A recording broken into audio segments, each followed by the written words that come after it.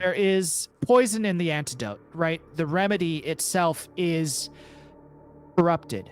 So at that point, you have to weigh, is it better to take the remedy and get poisoned or live with the infection that's going to kill me anyway? Where we come to with the convergence of the show being, well, like comedy conspiracy. And then on the other hand, we have straight Bible, which I think the Bible is a great solution. But as I keep looking over, this is the solution, but you're not seeing this issue here. The solution to what? If there's no problem. There's no problem. Is there a bridging a gap of these two things, or is it just one oversee the other? Top Lobster Productions.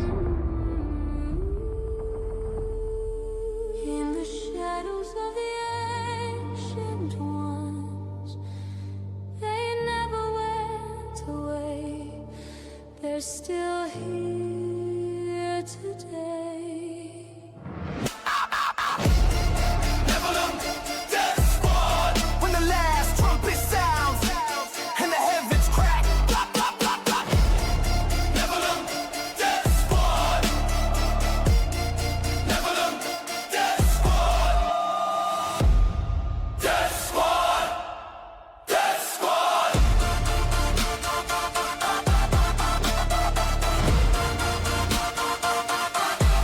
Death Squad.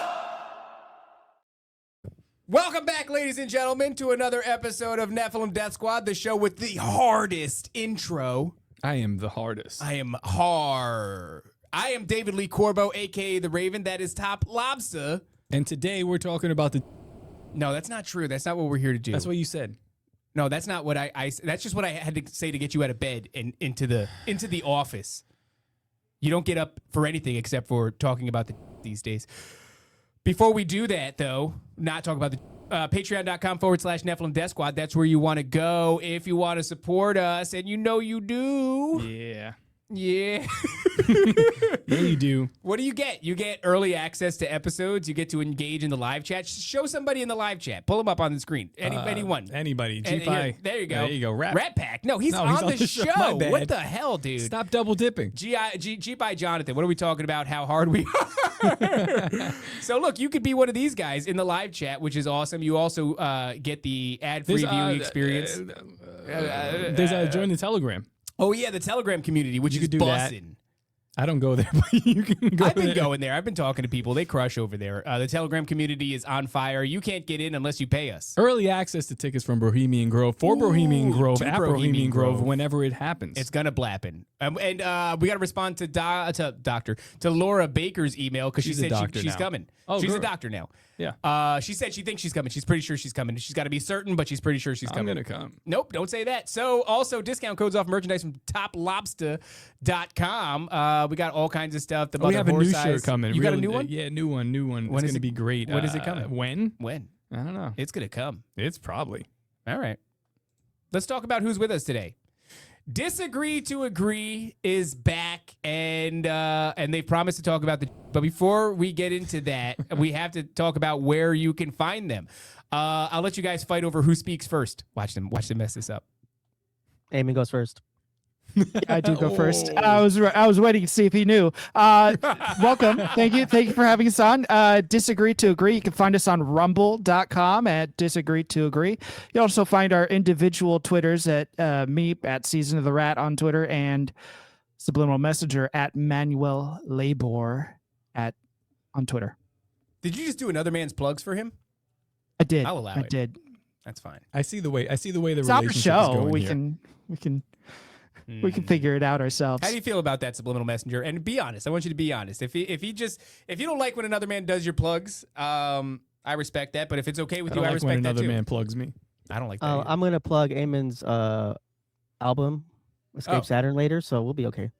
All right, cool. I'll allow a little cross plugging. That's good. We trade plugs.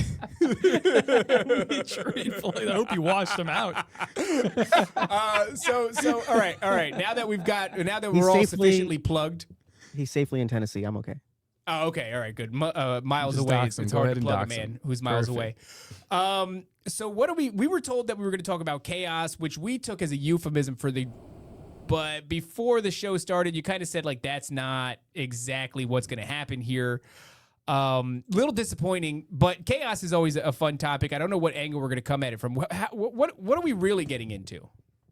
Well, first off, I just want to say congratulations, Raven. You look like you've lost about 2.5 pounds since we last talked. So I want to say congratulations. Good work on that. And congratulations on nabbing the debate with Timothy Alberino. That's going to be exciting. Well, your fingers are dirty. You look like you've been scratching your own butthole. Whoa. I'm sorry. He did a thing to me, and I don't deal well with Those criticism. were compliments. Okay. Thank you. You know what? Yeah, I have lost some weight, and I appreciate that, Eamon. And I have nabbed a debate with Indiana Moans, Timothy Albertino. We're respecting him now. Are we? I thought we were. Well, okay. Well, yeah, and I don't know how that's going to go, and I don't know if it's going to be a debate because I plan on murdering a man on the live stream. No, I don't know what's going to happen. But yeah, that apparently is happening. We're going to have some sort of a discourse. Well, I mean, so we have his email. I haven't reached out to book him yet. Yeah, because we want to make him sweat. We want to make him hungry for it. We have to read the end of his book, but before that, we have to learn how to read. So this is a little bit of a curve. It is. You guys are never talking to Timothy Alberino. Well, I'm trying to find We've spoken to him. a reading app, but in order to do that, I have to read the app to, you know what I mean? And it's a real problem. Yeah, it's more of like translating the pretentious English. I'm great with pictures. So if he brings a lot of pictures, I'll understand what he's saying. Receipts don't have pictures. Well, that's the thing is, I talked about this in the earlier show that I did. He said that he was going to bring his receipts. I was going to bring my receipts. You did an earlier show? We have a show after this. No, we don't have another show after this. And I just think it's a fascinating thing to bring receipts about a topic that up until the past 5 or 6 years ago was considered pseudoscience and lacked anything that was resembling concrete evidence. You know what I mean? It's just interesting to say, we're going to talk about spiritual entities and when they're physical, when they're spiritual, interdimensional. Are they angels? Are they? Bring your receipts.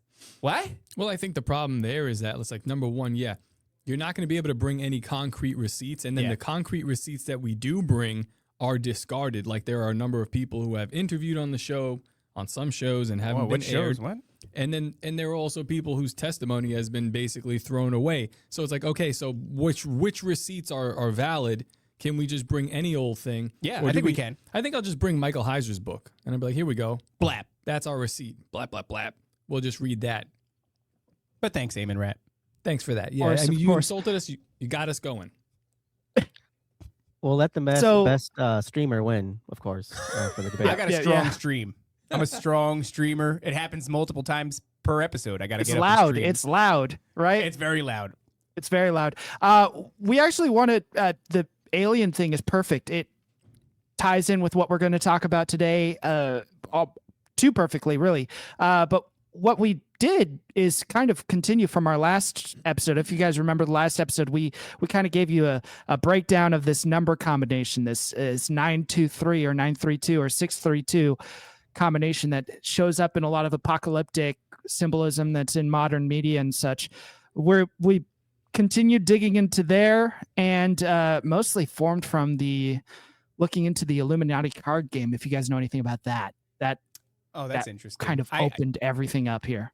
I came across a pack of those, by the way, and I asked. The top is a very spiritually guarded. I'm gonna say, be careful. And I said, Be dude, careful look with at these. which words you use next. Unopened packs of original Illuminati cards for sale on Facebook Market. And he said, no, I don't want that demonic shit in here. Amen. And keep it away from me. And so I didn't. I think it would have been a good purchase, but at what cost, guys? Really? If we could take a quick detour, of course, dude. Before we head into that, because that actually does remind me he's going to talk about the. Here we go. The Illuminati card nice. pack does remind me of the Jews. No. It's something current to today. It should. It should be, because it's inspired by. Something current to today that is actually really funny. You know is it the Last Chance card with Trump, and it has the line going through his head? Yeah. Uh-huh. Yeah. Donald Trump is in the news today doing the most Donald Trump thing that he can ever do. What's that? Okay, I'll just read it to you really quickly if I can read it. So yeah. Well, we'd have to get somebody else to read it. He truths a very sad thing happened today. So Rob Reiner was murdered, killed by his son with a knife, I believe, and his wife as well in their Hollywood home, wherever. Rob Reiner, a tortured and struggling but once very talented movie director and comedy star, has passed away together with his wife, Michelle, reported due to the anger he caused through others. He caused others through his massive, unyielding, and incurable affliction with a mind-crippling disease known as Trump derangement syndrome. So and people are like, here, this guy here is like a right-wing guy. He's like, man, this is evil and disgusting. I find it hilarious. It does remind me a lot of that actress Reese getting murdered. Reese, how did she get Reese murdered? Withers with a knife? Man. Damn it, you son of a bitch! You got me with that one already. Damn it, man. I was so excited to uncork that on you, Eamon Rat. You go to hell. You bitch. Anyway, I just think it's very funny. It reminded me, Trump's back in the news again for possibly the funniest thing he said in 7 years or something like that. And Is it people are funny mad. because he made it about himself? He made it about himself? This is a very serious Somebody murder. got murdered. It's a double murder Yeah. by family. And he's just like, this guy had Trump derangement syndrome, and that's what his problem was. Yeah. It's I like mean, he you know. passed away. That's maybe that's true. Maybe that's why. Chaos. So Sorry to detract from your guys' show. I just Talk thought this was about very chaos. Talking Oh, about no. chaos, and I bet you it was chat's- 9:23 The chat's a.m. lighting me up. You guys are bringing in Trump derangement syndrome and the recent murder of Robert Reiner. This is going exactly as I planned. damn it, dude. Has he been dog walking us down this path since the show started? I think so. Unbelievable. All right, well, whatever, man. Start wherever you Well, want. fine. We 'Cause tried to derail you, but go ahead. Go Whatever on we- with your, what's your Okay, thing. you ready, Rant? Yeah, They're not I'm ready. ready. Okay. I'm Can you ready. guys share dude. the? Can you guys share Oh, the yeah, thing? yeah, yeah. Oh, you need us to share your stuff now. David could do Yeah, it. of He's course. got We bring up presentations. Please. If we can just look at David's posture, This is how I sit during I the won't. shows. He's got a laptop in front of him. He could do it. I'm not going to do it. Don't touch my I'll laptop, do it. stupid. Thank you. All right, 1 second, guys. Here we go. We would send it to Nancy. Shout out Nancy. Whoa, what is this? What This the hell happened to No, stop. Nancy? I don't know. what These happened are to Nancy. words. It's a Greek translation down to revealing Eris because we're revealing chaos. This is the whole presentation is about chaos. Eris Okay. is Discordia, the goddess of chaos, the primordial goddess, born from primordial chaos through Nyx, the mother of darkness, creating Eris, one of the goddesses that you might have discussed with Jamie the other day. I don't know if Eris did you came up, actually. Did Nyx come up in your Did Nyx come discussion? up? I don't think Nyx came up either. These are two names that I'm only like peripherally familiar with. They ring a little bit of a bell Okay. in my head, but otherwise that's where the book stops. So Nyx is the mother of darkness, the primordial mother of darkness, like one of the older Greek gods and goddesses, and she birthed a whole bunch of different gods, and they're usually considered chaotic or like bad passions of the time. So these gods and goddesses that she birthed, one of them being Eris, was the goddess of discord or strife or chaos. And the Roman equivalent to Eris is the Discordia. That's her name in the Roman pantheon. And so, continue on, Subliminal. Sorry, I got nothing else there. Oh, okay. That's who Eris is. a little chaos. That's who a little Eris bit of- is. I'm just a little bit of explaining. chaos. The reason why this is relevant, how this ties to our last presentation, is because Three-Eye Atlas is supposedly the Atlas mythology. He drops golden apples from the Garden of Hera. These apples are used in this mythology to start the Trojan War by Eris Discordia. She's involved in a mythology where she's not invited. Do you want to me a to explain wedding. the myth to them? Yeah, go for it, man. You're better at it. I Yeah. think. Okay. So the myth of Eris, one of the most famous myth, is there's a wedding on Mount Olympus, and Eris was not invited. Chaos was not invited to the wedding. You have to have a wedding. You need it to be ordered, right? Well, Eris angrily, through planned deceit and trouble, she made a golden apple. She got a golden apple, sorry. And she wrote, "This goes to the most beautiful woman. This belongs to the most beautiful woman." And she threw it. She threw it into the wedding. The And wedding party. Aphrodite, Hera, and Athena, I got them. those three goddesses all fought over this golden apple. They're like, oh, that the fairest, that's obviously me. I'm the most beautiful. And so they fought each other, and it eventually, long story short, led to the Trojan War. This golden apple. Women being the problem here. What do you have any theories as to what the? I mean, it's a golden apple. It's not just like delicious. That's why I really want this. Have you stumbled upon any significance as to like what this apple did? Because just to give you where my mind's going.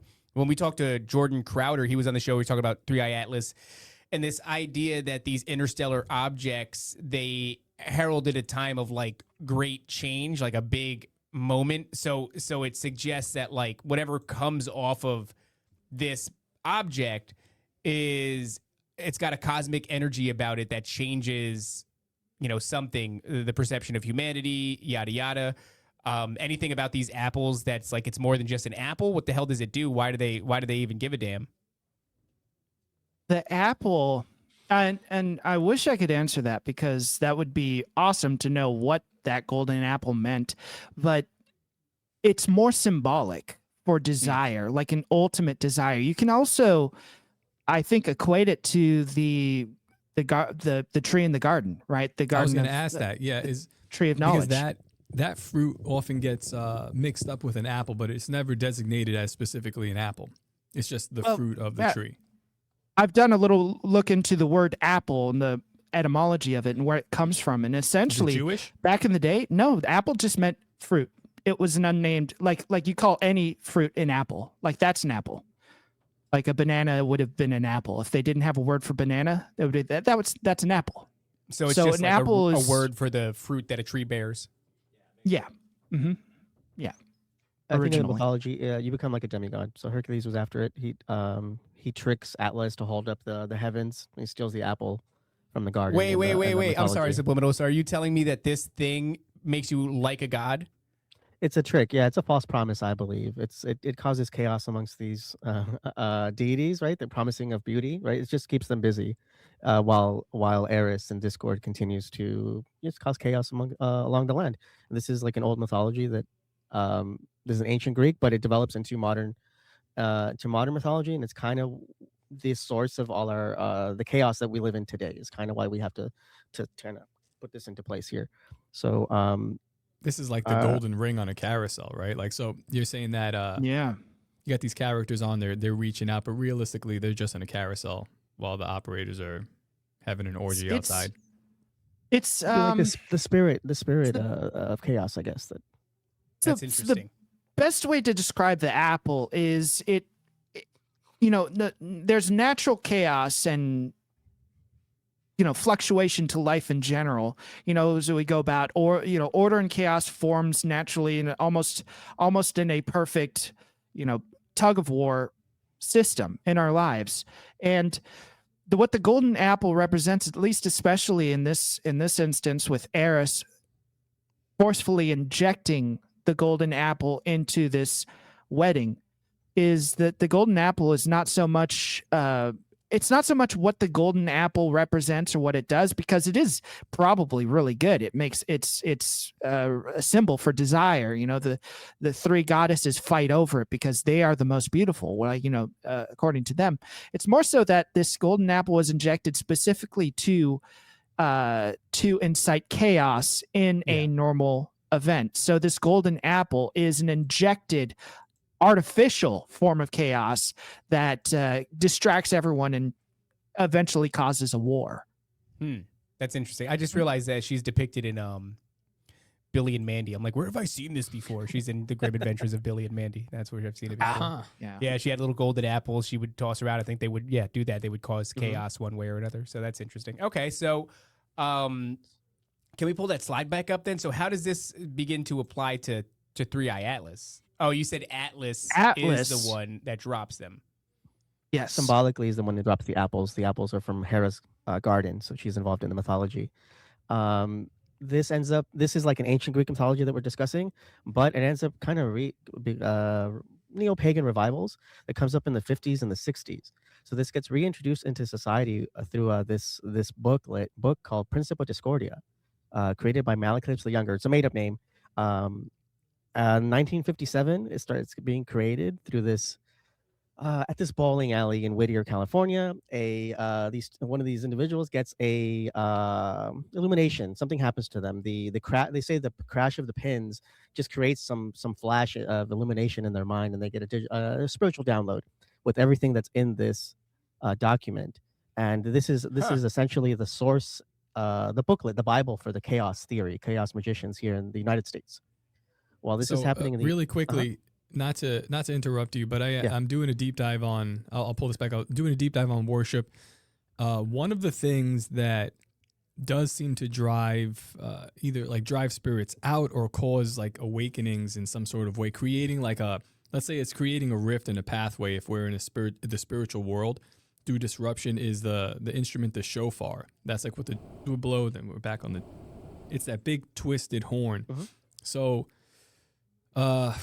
As a musician, Rat would know that on a guitar, the harmonics on a guitar, like the 12th fret, there's a harmonic there because it is the exact halfway point between the bridge and the nut. So it vibrates at a certain frequency because these things are in like equal stabilization. Everything is measured out to pinpoint accuracy if you have an accurate guitar. But the shofar, the way it works is it's always completely random, usually a longer horn. It's twisted. So each segment, as the sound, as the air goes through each segment, it's like fragmented and it comes out in like a different way. So imagine like what's the name of like a diminished chord, like basically like you have a root and then every other corresponding note does not correspond with the root intentionally. That's what the shofar does.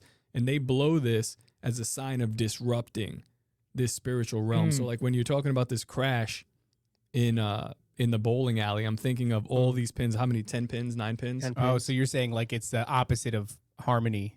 It's the opposite of harmony, but it's used. The shofar is used specifically by God or God's people to create this disruption, because both the good, and I guess this is in Timothy Alberino's water here, but both the good and the bad Elohim, they exist on like this kind of like order of frequency. So they're ordering their own frequencies, like whether it's binaural beats or, I don't know, heavenly sound. In order to break that stuff up, you use a shofar or maybe like a crashing of pins. So you have like individual pins making this noise, and it's like just like kind of like blows your mind if it's like loud enough, I suppose. Just an idea. And if multiple people are hitting strikes at the same time, and very disorienting. The dissonance. Opposite of harmony is cacophony, is discord, chaos, strife. What you just said made me think of like, but the Pythagoreans had that system where it's all the dots made a perfect 10. I think a perfect symbol of God, representing God. Essentially, that destroying that is the bowling pins. They're destroying that would cause chaos. Thematically, maybe is what they're describing in this creation myth for their cult. So what develops from this cult is kind of a chaos system. Here, I'm calling it a cult. They want to act like it's just like a game, like a pretend, like they're not doing anything. It's a satire. They created it, but it's satire. They say this is a parody of religions. This is a satire of cults, but it's very highbrow and it's very obviously self-indicting. Like they're very aware that they're creating a cult that's a parody of a cult, but it's still a cult. So the thing that came as a spiritual download is just a parody? It's like a CERN's mock sacrifice. Like, funny you should say that. If I pulled up the Principia Discordia, if I read even the smallest passage of it, you would say that it would make sense. Like, let me just go to a random page here. It's like versions of religion, like the names Malekith the Younger, like they have fake names. It's all a perversion of. I just don't want to accidentally cast a spell or anything. You know what I mean? Well, it's interesting because when we talked to Jamie, she talked about how theater is an integral part of like, Freemasonry or really any of these cults, that stem out of this time period of like, let's say, Greek antiquity, right? So it's interesting that it's almost like dismissed as, oh, this is just this is just a satire. When it's like, yeah, but everything that they do is theater. I mean, it's all based around theater and satire and fake names and things like that. That's what Freemasonry does. That's what all these cults do. So I don't know, to highlight that and say like, oh, it's just theater or it's just satire. You mean it doesn't deviate from other cults in any meaningful way whatsoever? Yeah, I mean, exactly. Okay, just checking. I think they can LARP themselves to reality is what they're doing. I think they can pretend and pretend and pretend, and a demon will still appear. They're still appealing to entities, but they're Yeah. telling everyone else that they're just pretending and faking. I do have a page from here if you wanted, if I can read a little bit of it, the 5 commandments of the Pentabarf. This is their magic system is related to fives. So if you see 23, that's like added up, that's the number 5. 923, like that's kind of what we stumbled upon this with the rapture discussion that Eamon and I were getting into. If I can just really quickly, the Pentabarf was discovered by the hermit apostle Zarathustra in the 5th year of the caterpillar. Don't know what that is, but I suppose they want us to look it up. I guess the more you look into it, the further into chaos you kind of slide into. The reason Eamon, Rat, and I kind of skim through it is because I feel like the further you reach it, the deeper into this rabbit hole you go, and it's just there's no pulling out. You just become a chaos magician, essentially. It's interesting because they have, like, you could just look at the language of everything and it's like hidden in silliness. Yeah. But you know what it reminds me of? Remember when Jim Carrey did the Illuminati? Mm-hmm. It reminds me of, yeah. it was like this work to obfuscate the whole thing. But I don't know. I mean, Jim Carrey is one of the weirdest guys to me, as far as, who he really is or what. I mean, what he presents is so far from, I think, who he is at his core.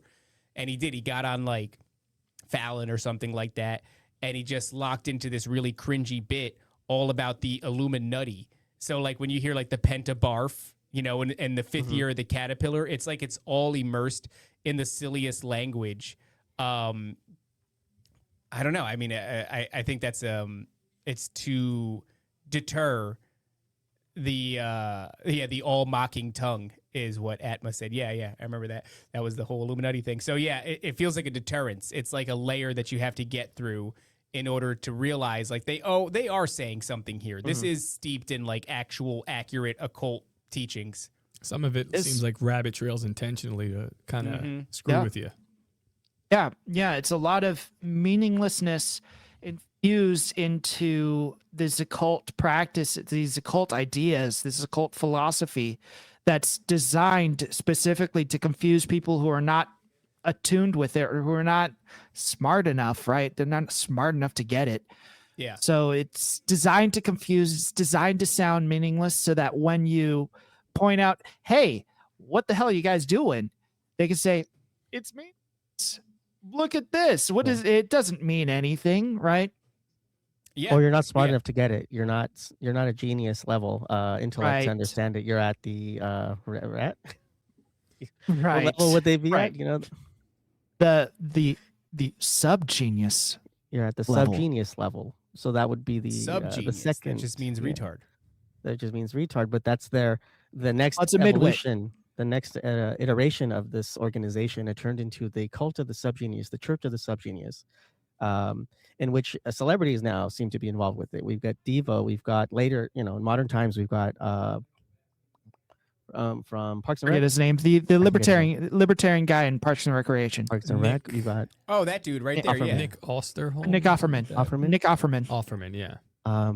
This becomes it comes in it evolves from little pamphlets like chip comics that you would get see on the street, which would be just little pamphlets that you'd come out. It evolved from that to a whole book. They came out with the book. This is 1960s 1970s. The book of the SubGenius. This turns into books. It turns into movies. It turns into plays, like a production. So here's one of the posters. Penn Jillette is another famous SubGenius guy. Oh. It says at the bottom here, it is so written, so be it. Hail Discordia. Prosecutors will be transgressicuted. It's Transgressicuted is a funny word. I mean, yeah, they're hiding a lot. Don't learn within- any words from this, Raven. Don't try to learn. I it. don't like all these don't- words. These are all honestly. I mean, You it seems just- like a kind of a chill place with the whole Oh, word no. hanging up shit. No clue. It, what it you're turn. doing It to takes me. a turn. It takes a turn though, right? It takes a Okay, because turn. right now we're making up words. I'm really resonating. Okay. Right now it's cute and fun, right? It's like what we're used to, This like is causing magazine. like- tumultuous times. Somebody said tumultuous, and I was like, I think you said it wrong. What are you looking at? Hold on, Matt is Hold on, interrupting Matt. the What's show. the problem, Matt? What do you want? Speak your piece or get out of here. I'm sending this to Alberino. You don't talk to Alberino. You did not have a guys. Just for the audience's sake, Matt is trying to convince us he had like a long phone conversation Hold on. with You Timothy don't take a picture of Albuquerque. me, I take a picture of you. Yeah, we'll take a picture of you, you son of a. Get right. out of here, you diaper baby. Diaper baby. Yeah. Oh, I see why. Why is it so hot in here? Because Where are these guys? this is Subliminal Messenger and Amen Rat, and they're cooler than you, and you got to go. Go. You got to leave. You got to go. Please. Hi, T Matt. Subliminal Messenger says hi, T Matt. You can't see Hey, you. Matt. Nobody Can't can see you. I clipped you out. Yeah, That was no, good. You're not in. All right, go out of here. Amen Rat, I do are you before texting we go on, I do want to Texted me to come back here, bro. I want to admit I'm a little bit disturbed by your lack of hat. My lack of. Should I And take I mine off? wasn't gonna bring Tell it me up. that, Raven? I wasn't going to bring it What up, a- but I do think that We got to I have the didn't hats. think about it. I I know honestly that. didn't think about it. You're a hipster. You I- have to own a fedora. You don't own a hat. Subliminal. to- Can you? I own a beanie. No. Oh, hold on a second, guys. What are we talking about? We're not doing beanies. Beanies versus hats. Oh, beanies versus hats? Guys, H in the chat if you're for a hat, and B in the chat if you want to get the fuck out of the chat. Whoa. Yeah, I'm drawing a line. Ow. I'm drawing a line. I can't believe you don't own a hat. Anyway, whatever. It's fine. We can continue the show. I just. Put my worst hat. The no, coexist hat. that's a You guys bad think this is- Kabbalah hat. What is that? Coexist. Can you- Hold on, Coexist I- hat. Can you help me Subliminal, make a take over What real is- quick. Shut Hold up, on. Rat. Hey, Be quiet, Rat. I know. Take over. Can you help me make a Cohenist hat? A Cohenist? Cohenist? Like Cohen? Like Ist hat? Yeah.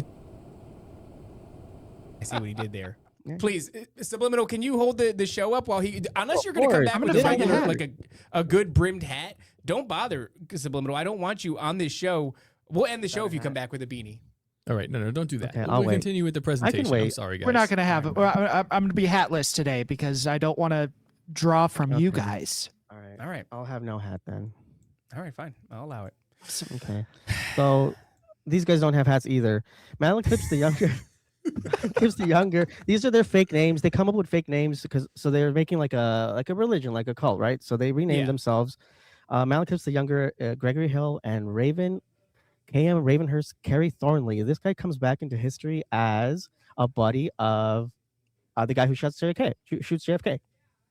A buddy of the guy who shoots Yeah. JFK. Yeah. They're in the military together. He writes a book about him before he goes off to shoot JFK. So I got to these- admit, I am a little bit worried that we're like, it's like, what do they do? Well, they make up words and they make up fake bird names for themselves, and like, this Then is- they They're assassinate best presidents. friends. They're best friends with the assassin of JFK. well, that I mean, that's a little bit less. LHO, concerning. Lee Harvey Oswald, right? Shout out Lee Harvey Oswald. Yeah, so this makes me think that they're assets. So that this whole organization, this whole theme is like some kind of a government operation. Aside from it being a spiritual operation, it's also influenced by the government because this continues and it gets a lot of money and funding. This is another Discordia page. This is what Discordia is in the mythology. Like she's the goddess of personification of strife. Discord, daughter to Nyx, sister of Ares, the god of war, children of Eris. This is her children: toil, labor, forgetfulness, oblivion, famine, starvation, pains, sorrows, combats, wars, murders, lies, falsehoods, anarchy, delusion, recklessness, folly, ruin, and false oaths. So this is She's a birthed real from bitch. Eris. Yeah. Well, they didn't invite her to the wedding, so she's real mad about it. Honestly, I mean, if you want to, kind of personify these spiritual entities, and they were engaging in like, yeah, you wouldn't want to invite this bitch. That makes sense. Oblivion? Another thing that's important on this slide here. Go back. That symbol. Do you see that Yeah, symbol? that It's looks the- like the two crescents with the line. Yeah, so it almost looks like it's the triple moon, right? Like, but obviously there's no center moon. There's a line. What the heck is it? This is essentially the symbol of discordia. Like, if you see this symbol, it's very obvious someone, whoever's implanting it, is implanting chaos magic into the situation. It's also heavily used by like pagans, especially women. Like, it's like along with the divine feminine thing, this symbol is very Yeah. often used Mhm. with it. So that's what the triple moon represents. It's like a crescent moon on the left, which represents the maiden, the single moon, the full moon in the middle, which I think is the mother, and then the crescent moon on the right, which represents the crone. It looks like you'd see this on like a bad 90s tribal tattoo. Like Yeah. part of it. Yeah, but that's Bridget Fedesi. Is that the witch's name? Yeah. She's the one that has that as her logo. It's actually just the triple moon, and yeah, so it's probably the same thing because in that context, it represents the divine feminine, the Oh, cool. goddess. She still follows me. Oh, does she really? Shout out to Bridget Fedesi. There's her triple moon goddess symbol logo above her Oh, Yeah, it's close. portfolio Oh. there because she's a witch. right, And that's right. fine. And this is like witch stuff, but more chaos, like a chaos witch or chaos sorcerer, whatever you want to call them. Whatever they call themselves these days, chaos magicians, right? Horse. What's up with her feet in this image there of Eris? Is that I think that's bird feet. Oh, think she's got that's- bird feet. That's interesting. So bird because wings, when bird you're feet. describing her, she sounds like kind of a Lilith character, where Lilith is often described as like they call it a siren, but in its descriptive, it's more of like a harpy, which is like upper body of a woman, wings, and then like bird feet, and then Lilith also supposedly being this mother of monsters. It's interesting. It's a similar archetype.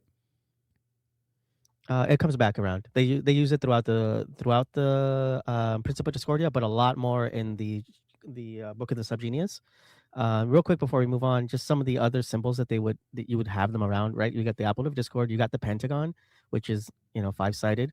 5 sides. This would be the pyramids, simple stars, and number 23. So these are just some of the numbers you would have associated with you if you were, I guess, a chaos magician, a Discordian. That's interesting because of that whole movie with Jim Carrey, and I was just talking about the Illuminati, and he did that film 23.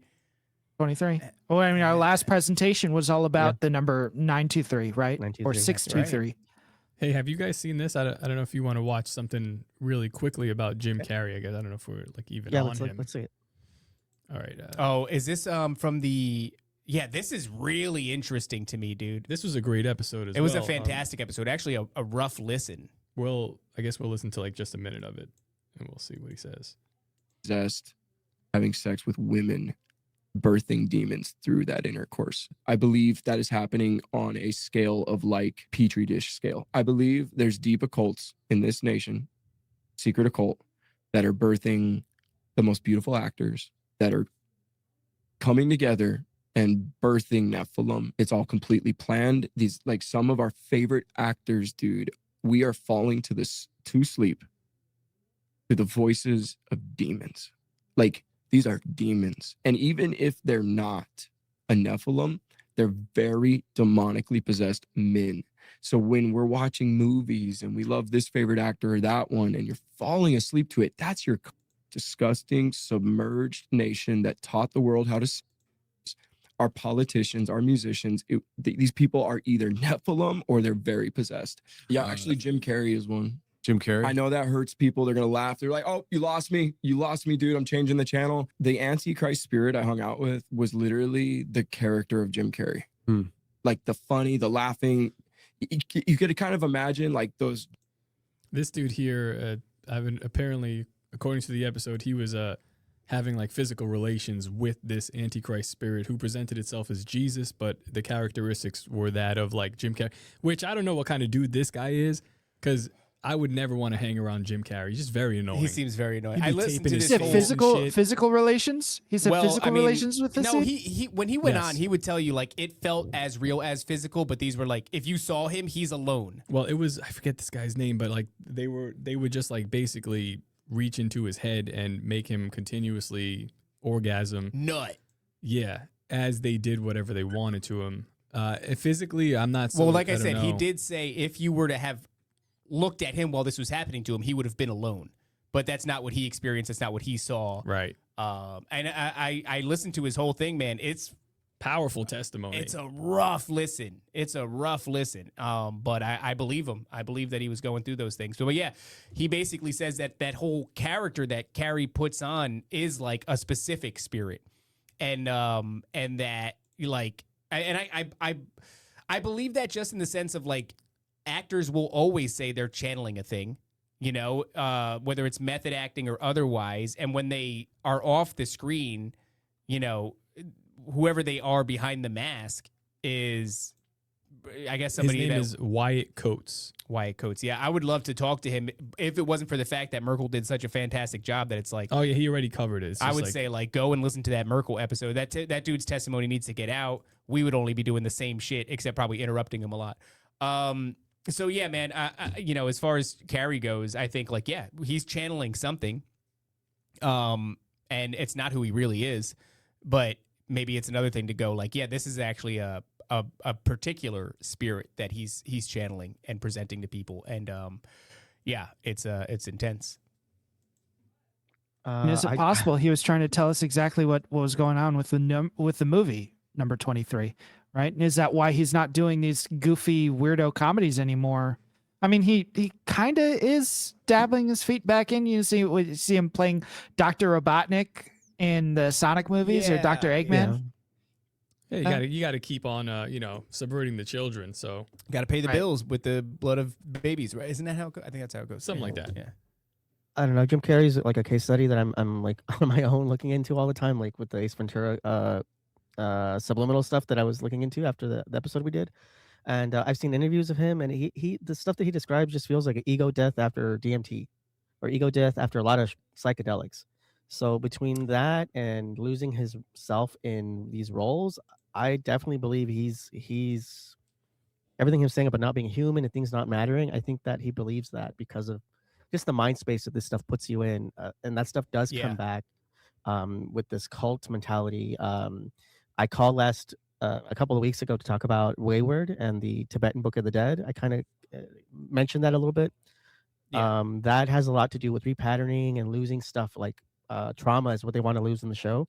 But I think as individuals, we just lose aspects of our own personality under, you know, heavy shrooms, heavy acid, DMT experiences. And I think Jim Carrey's just done more than most. He probably has access to it more than the average person, and he's just lost more of himself. Something else comes into that place. If you're losing your own personality, and then what? When your spirit starts to fall back, you know, it's like we study these things all the time with disassociation and et cetera. So you're losing your own personality, but you're constantly channeling for all these acting roles. Like, yeah, you're getting your vessel's getting filled with somebody else entirely. Mm-hmm. Tropic Thunder, I think, is a good example of that. It's funny, but you know, I'm a dude playing a dude, I'm playing another dude. Is the comedy version, I think, of what actors put themselves through. You got to be careful when you let other dudes do your plugs. That's true. Yeah. From now on, There's no going back. Only let dudes you trust do your plugs. Only trade plugs with dudes you trust. Yeah. Holy plugs. Holy kiss. There is something to be said about that though. Like, I'm a dude playing a dude disguised as another dude, and then when you look at MK Ultra, it's like, well, if you traumatize them, they disassociate, and a second programmable personality appears, and you can embed all kinds of code and shit inside that second programmable personality. And I'm sure somebody went, well, is there a third layer and is there a fourth? So when you hear that guy go, I'm a dude playing a dude disguised as another dude, that is Robert Downey Jr. was just telling the truth. Yeah, the altar. That's it. Yeah, how to make a undetectable like Illuminati altar, something like that. There's a book. Springmeyer, I think, came up with it. Yeah, I read a little bit of it. It was too traumatizing. I dabble. I look into a little bit. At a certain point, I'm like, I don't need to know this. I know it exists. That's enough. Let me put that book away. So a lot of this Church of the SubGenius stuff ended up getting to that section. Can we share the screen again? Is that... Yeah, dude, share the screen. My bad. Sorry, guys. Sorry. Sorry. Just let me know when you want me to share it and unshare it, because I'll keep it like, you know. Yeah, because he gets nervous and he's like, I gotta take it down. Don't give us that power. Don't give us that power. Don't. No, give I me mean, that you know, power. on the off I chance will mess that with it. Off chance Raven says something interesting, I'd like to have like a large screen chance. to clip it. Yeah, off chance. So I think I need to skip forward a page or two. Okay, here we go. The Discordia pamphlets, little booklet turns into the Church of the Subgenius. This blows up big. This is the 1970s through the early 90s. They call it a revival, devival. They didn't want to call it revival because it's Christian connotations. So they call it the devival. In this documentary they put out, they say it's because of the devil, so it sounds cool. I have another theory. I'll bring it up a little bit later. But it develops this SubGenius book, which I have here. I try to take pictures of it. I'll send it to you guys later if you guys want to like a digital pictures out of here.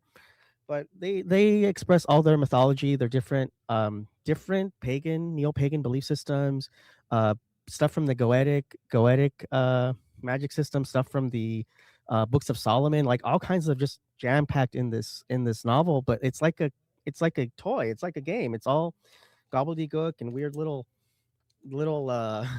weird little In the same way- images and Yeah, in the same way that the Principia Discordia was all just sort of gibberish and weird and out there and nonsensical. It's the same way.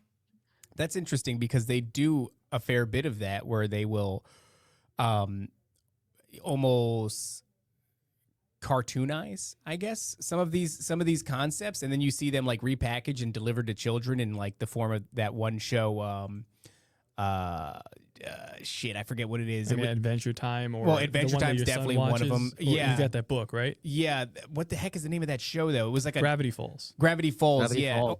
And there's even another one. I was talking about Duncan Trussell this morning, and Duncan Trussell is kind of like one of these He characters pulled a that pen does out of this. his butt, right? He What pulled a happened? pen out of his butt. No. But a penny was thrown out of a metaphysical realm at him, basically, and he was like, "Okay, I've had enough." But he had a show that was on Netflix, and Is I he forget what the Jewish? show was. Dude, if he's not Jewish, like I don't know what, because he looks so Jewish. He is literally like he looks like a rabbi. So, but he had a show on Netflix, and it was, maybe somebody will know the name of it. I don't know if anybody can find it. Actually, I'll look it up real quick. And it was all of these like high level metaphysical concepts all through the cartoon. Yeah, Duncan Trussell show animated. Yeah, let's see. This was The Midnight Gospel. Yeah, that was a crazy show. It was a crazy show, and it was well done. We should probably watch it and break that down. We'll get blapped up if we watch it, but I'm fine. We can do that. But that's a great example, right? Of like, it is really high level, esoteric mysticism, all of these different things, all these principles, but it's done through this lens of like comedy and cartoon, and very strange. It's very strange because they do that to kids all the time. And they're doing it constantly. I think comedy and cartoon seems to be the vessel that it chooses, which there's something to ponder. But go on. You're Continue, absolutely please. right. They sneak in a lot of stuff to cartoons. I do an animation station, so I get to see firsthand what they're sneaking into the kids. I think one of the worst ones right now is Digital Circus. I don't know if your kids are. That seems into familiar. Digital Circus. Digital Circus. It's got a little jester girl that's put into a digital world, and there's a bunch of other people trapped in there with her, and she deals with a top hat. Illuminati symbolism top hat is the higher leading class, and Yeah. And I did a breakdown of the first episode on my show. It's like the Matrix for children. I've seen a couple Wow. episodes with my kid, and I have to tell her, like, I'm kind of explaining stuff to her, and she's like, "Oh, I don't want to watch this anymore." She kind of got grossed out by it. Good. She Shark still Kid. watches Yeah, it though. this is wonky. She still This watches is- it though. Black and white checkerboard, the checkerboard floor. Yeah. Very Masonic. They've got a nether realm. It's very esoteric, but like you said, they sneak stuff into children. The SubGenius stuff was, I think, just to like the average person on Hollywood Boulevard. Just the average Joe walking around. This was more for entertainment for like people who read comic books. This SubGenius thing. And at the time, there was no internet, so there was no way for these people to meet up. So this SubGenius thing became a way for these people to link up. So they got together, and they had parties. They had what do you call it? Or they called it revivals. They called it revivals. They put on little plays, little productions. A lot of the times they just burned a Jesus, an effigy of Jesus, at one point, and it was run by this guy named Ivan Stang. This guy was the face of it, I believe Robert Shea and Robert Anton Wilson, who wrote the Illuminatus trilogy, were the ones who were the brains behind this. This man is you can hear them talk. This guy's more of a figurehead. This guy's kind of the brains of the operation. He worked for Playboy. While he was at Playboy, he got a lot of people come in to do, interviews, and they would tell him stories and shoot the breeze with them. And he kind of says that people would come in with looking very official, very proper. So I think maybe those were plants. So they were feeding him information, they were feeding him stories. And from this Illuminatus trilogy, 1975, this breeds the Illuminati card game, the Church of the SubGenius, and kind of the framework that I believe that we live in as conspiracy theorists. The fishbowl that we keep being fed breadcrumbs from, or breadcrumbs that you're kind of mentioning that we feel like we're being led, I feel like comes from this period in time. And I all the research I've done around it, the people he was associated with, the people he ends up having meetings with later in time, are all related to the mind expansion movement. They were the assets for the CIA. They got in trouble with the government and they got out, and now they're the heads of the LSD movement. So they were. I feel like this all kind of ties into some very well-funded, organized conspiracy of conspiracies. They called it, if I can cuss, they called it Operation Mindfuck. Is what they called it. Yeah. Gus, that's fine. Okay, It's the conspiracy or the psyop. Yeah, I feel like that's what I've been struggling with for a while now, is like there is, and you can see it really clearly, right, in the form of these like cartoons and everything where they're leaving these breadcrumbs. They want you to, it's a Pied Piper, follow me down the rabbit hole ass kind of a move.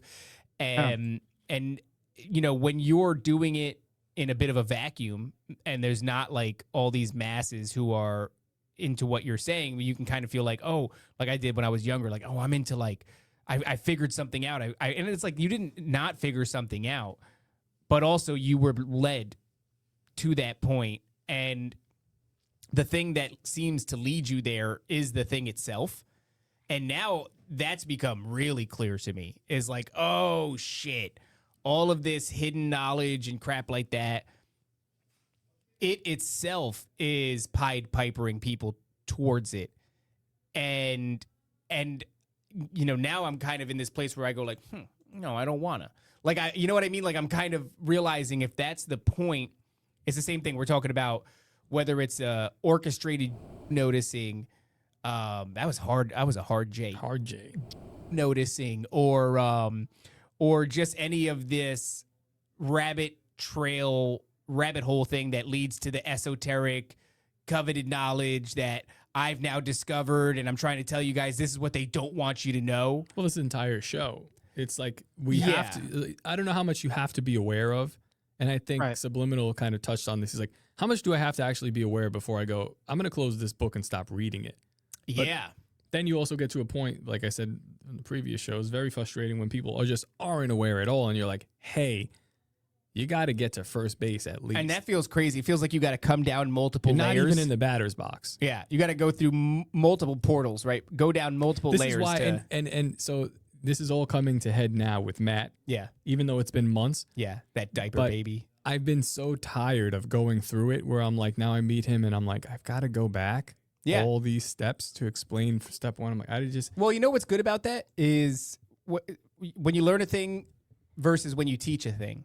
Yeah. When you teach a thing, you get a deeper understanding of it, and then you're learning as you're teaching. Yeah, but when you're teaching somebody that's kicking and screaming with the diaper on, saying stupid diaper baby behavior, yeah, dude. Yeah, it's very frustrating. Well, I mean, But I'm like, you have to look at this. Like, open your eyes. He's just a little baby. Look at it. But yeah, I can see that now. I think that all of this apparatus, like you had a picture of Joe Rogan on one of the slides, and I go, yeah. So we make that little joke where he's like part of the new Laurel Canyon of culture creation, but the culture that he's creating is like this adjacent, right? And that's why you have like a Duncan Trussell on his show who's exploring these things and introducing people to these concepts, and he is like a pair of training wheels for this program, right? Like he gets you there slowly. You got your boy Andrija Puharic there as well. Andrija Puharic, he's looking rough and old and rough. Yeah. Well, he Oh. partied with them in the 90s, so he was involved with. I mean, obviously since 60s, 70s, like with the government, he was finding, what is it, astral projectors or something like they can. Yeah. Remote viewers and Remote viewers, Yeah, he was experimenting with well, not LSD, but psilocybin. So That was his thing at the time. yeah, he was taking it rectally. that that seemed to that's the best Plug way I me. heard. Just One of his put the closest caps in your friends. butt. Well, in the 90s, early 90s, these guys all got together and culture jammed. Let's say 70s to 90s, they culture jammed. They introduced LSD, ayahuasca, DMT, Yep. psilocybin, all to the United States. This was all like maybe from South America, Mexico, and different parts of the country. Of the world, and it's including the like transcendental meditation, like Baba Ram Dass brought that in. Tim Leary brought the meditation in. Terrence McKenna was I don't have so much problem with Terrence McKenna because if I mean just for myself, he just kind of commented on the connectivity of the world, kind of how the internet we have now. Whereas these guys kind of perverted it a little bit, where it turned into this guy sleeps with the students, this guy ends up drugging people from Stanford, like people in prison, like he was doing drug experiments on people, unsuspecting people even, and I think he had the permission from the government to be able to do so. He got in trouble for marijuana, something small. He got let go, and now he's the face of LSD throughout the United States. It's a little suspicious of me, to me. Around the same time, different organizations are getting a lot of funding to promote these LSD programs, DNT in the United States. You got the MAPS, Multidisciplinary Association for Psychedelic Studies. These people fund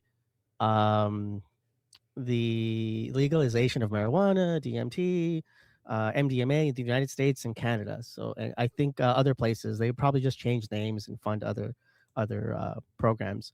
Around the same time, the psychedelic electric Kool-Aid acid test is going on. This is like a bus, like a hippie bus. You've probably seen it in movies that goes from one coast of the U.S. and takes people, and gives them acid drops and teaches them how to expand their mind from one coast to the other. At the same time, a TV show called The Banana Splits this is for children. This is Hanna-Barbera. They had their psychedelic TV shows for kids, so they're catching people at every level of society with these programs. Yeah, you would see that psychedelic theme injected into cartoons, and then it's there to stay. So now you'll be watching like something like, you know how some humor is injected for a child, but then other humor goes over their head and it's, supposedly for the parents. And what you realize, like going back and watching a ton of cartoons, is like, oh, this scene they're like tripping on acid. This scene they're on psychedelics. This scene they're having a psychedelic trip where the world is wonky and there's all these colors and nothing makes sense. And as a child, you're just watching that going, they're not even really thinking about it. Bugs Bunny's done that. Like he'll eat like something and then trip out, and you don't really know what it is, but it's funny. Biggest one I think of is Rugrats. The Rugrats, whenever Tommy is out and trying to find his parents, and these adults look all trippy and weird, and they all look psychedelic, but until he finds his mom, things freaked out and weirded out. I do appreciate Eamon Rat's attempt to insert into this conversation, though. The Rugrats, yeah. I mean, even there's been some reels going around about Popeye. Popeye being instead of spinach, that what he's taking is actually methamphetamine or Pervitin. Nice. And it's like all the symptoms of like his pupils just get dilated. He's hyper violent and horned up. Yeah, and the other dude is Brutus is just basically trying to stop him from. I could see that doping this entire time. He's like, no, Popeye, you can't keep doing meth. Beating me up and then having sex with olive oil. His wife is his dealer. Yeah, it's wild when you watch it under that perspective. I mean, like, that's what were actually they really saying? Super nefarious. Huh. I will say, it's almost impossible not to acknowledge the Jewish handlers' play in all of this, right? I mean, who is the one greenlighting these shows that are being shown to kids? Like, who are the ones? Well, Please wouldn't don't. do that. This is what I was making. I was making the point of that as well, because like I was like, well, let's talk about health. He's like, oh, so let me get this right. Healthcare is run by, and I was like, all right, let's talk about who's opposing. I don't know. Let's say as simple as who's opposing RFK from removing poisons from the food. And RFK is a whole other case on his own when you look at his connections to Shmuley and his apologizing for this and that. The K stands for kike. Yeah, but then you look, it's like, oh, well, who opposed this? Oh, the food industry. And then I go, well, who owns the food industry? It's like, all right, like Pepsi. Let's just look at Pepsi. Who owns Pepsi? Who's a major stockholder? BlackRock. Who owns BlackRock? Larry Fink. What's his ethnicity? And it's just like, it's just consistent and constantly. I'm like, yeah. Every time you scratch it, it's just, this is what it is. And I hate going down this rabbit hole because it's such old hat. It's a nice hat. It's a new hat. But, Nice But hats. it's I wish like- my co-host had one. Well, hey, that's it. I just want you to know that the hat is a real symbol of when you've achieved a certain level within podcasting. When you get there. The next step would be writing the forward to an apocryphal book. And that's not Book too of far in our Jasher. future. So you guys We will should get do there. the Book of Giants or Jasher or Ooh, we should do Esther. that. Write the forward to Jasher and just make a mockery. I feel like you guys should actually read the Book of Jasher, the Book of Giants before you do that, though. Nope, I will not. Not one page. refuse. I've read Jasher. I haven't read through the whole Book of Giants yet. But I don't know. I listened to We something should. on audiobook. I don't remember which one it was. But please Watch- continue. Well, the problem with the Book of Giants is so fragmented, right? But that's neither here nor there.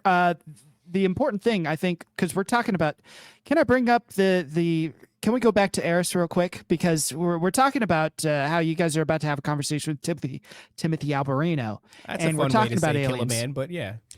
Right. So you're going to have a nice little one-on-one discussion with your friend of the show, very dear friend of mine, Timothy Alberino, and we're going to talk about this alien thing, right?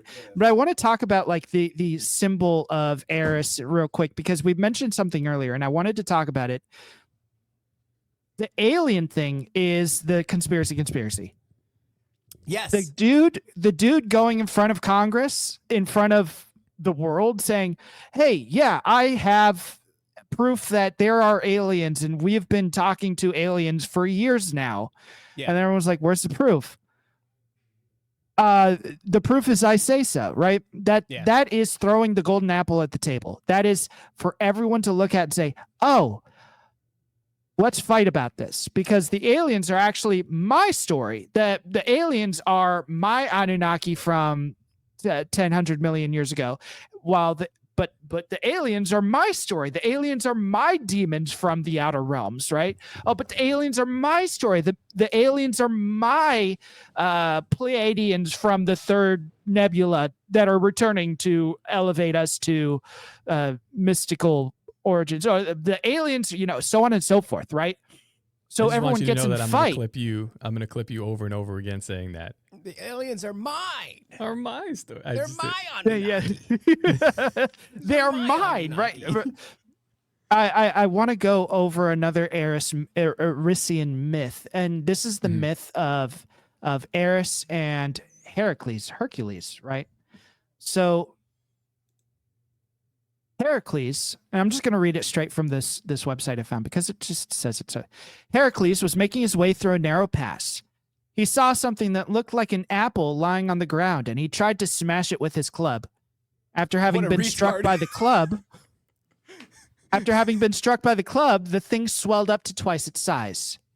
Huh. Heracles struck at it again with his club, even harder than before, and the thing then expanded to such a size that it blocked Heracles' way. Heracles let go of his club and stood there amazed. Athena saw him and said, "Oh, Heracles, don't be so surprised. This thing that has brought about your confusion is aporia, or conscientiousness, and eris, strife.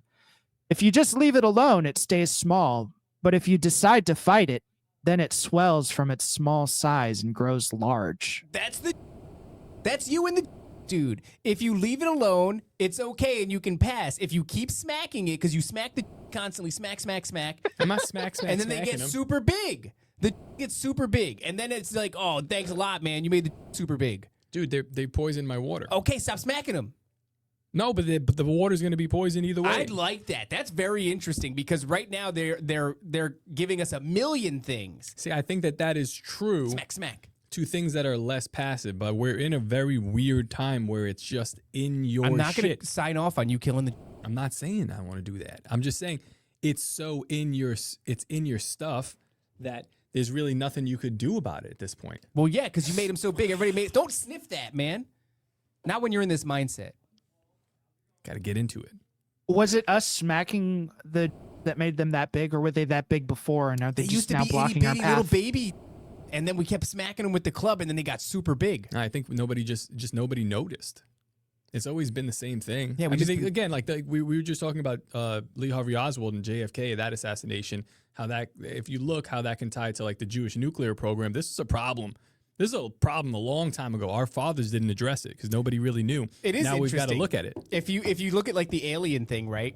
Like I wonder if the whole time they kept being like, you know, they're shutting down the nuclear facilities. If we just went,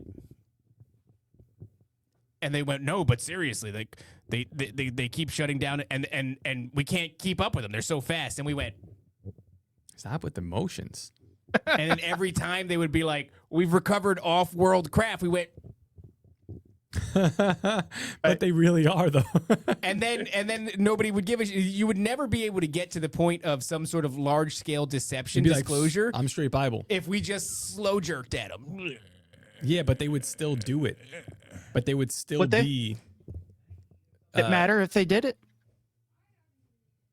What do you mean? That's what As I'm an saying. egregore, like, would it matter if they did it? Like, just Yeah, as 'cause a if they general, do we came give out- them energy? We give them the energy. Yeah. We give them that spiritual energy to do these things. So we give them that spiritual energy to deceive us because we actually allow them to deceive us. We allow them to do it. We want them to deceive us, actually. Yes. Like, This we is what I give was them talking that about energy earlier. because If you imagine having like a grandma, a little old grandma, sweet grandma, Sweet grandma. sweet grandma, and Love her. she doesn't know that all this is happening. And then one day she turns on her TV and they go, "Attention, grandma, aliens are here." And they're gonna help us to ascend and all this stuff. And grandma goes, Yep. I'm not doing it. and then she goes, "Jesus Christ is my Lord and Savior. These things are demons." And then that's it. Grandma literally just crushed. She had none of the esoteric But don't you knowledge. see the problem, though? Okay, so now we're talking about aliens versus, That's the same thing. Israelians. But what I'm saying is that most of the church, the ones that are straight Bible, don't see it. They don't see it. They can't see it. So Right. it's like, what are we supposed to do now? If you're not even seeing, and I'm not saying like it's all of them. Again, got to go back and recap this whole problem. It's not all of them, but I'm like, there is a problem here. Nobody can see it willingly. It's a problem. You got to be able to look at it a little bit. Maybe. Or it depends. You either look at it a little bit or you are steadfast in your belief in Jesus Christ, and that's the only thing that matters And to we you. just don't look at it, and none of the thousands of examples throughout history where it's gotten so bad where nations are like, hey, listen. Ultimately, it wouldn't matter. No, You because that gotta- old grandma would die, and then she would go to heaven. And Jesus would be like, "Yo, you crushed, grandma." Yeah, grandma would die, go to heaven, and leave us this shit. Thanks. Thanks a lot, grandma. Thanks, boomer class.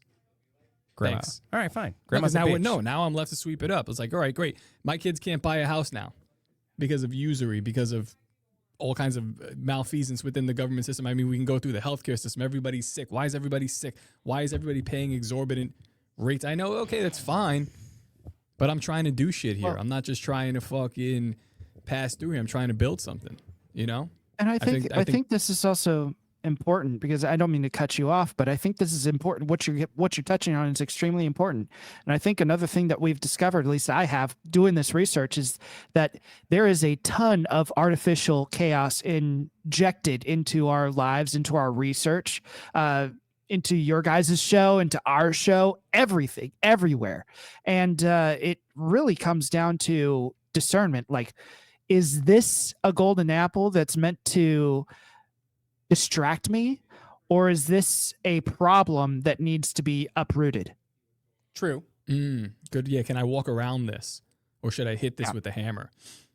Right. Yeah. I think that there should be a good even ground, but I think that apple when it starts to grow on its own, and I don't know. It's just the problem for me is like, we've seen it and we kind of like skirted around it. We're like, all right, just whatever. This thing is a distraction, but like there's Well, we other, hit it a few times.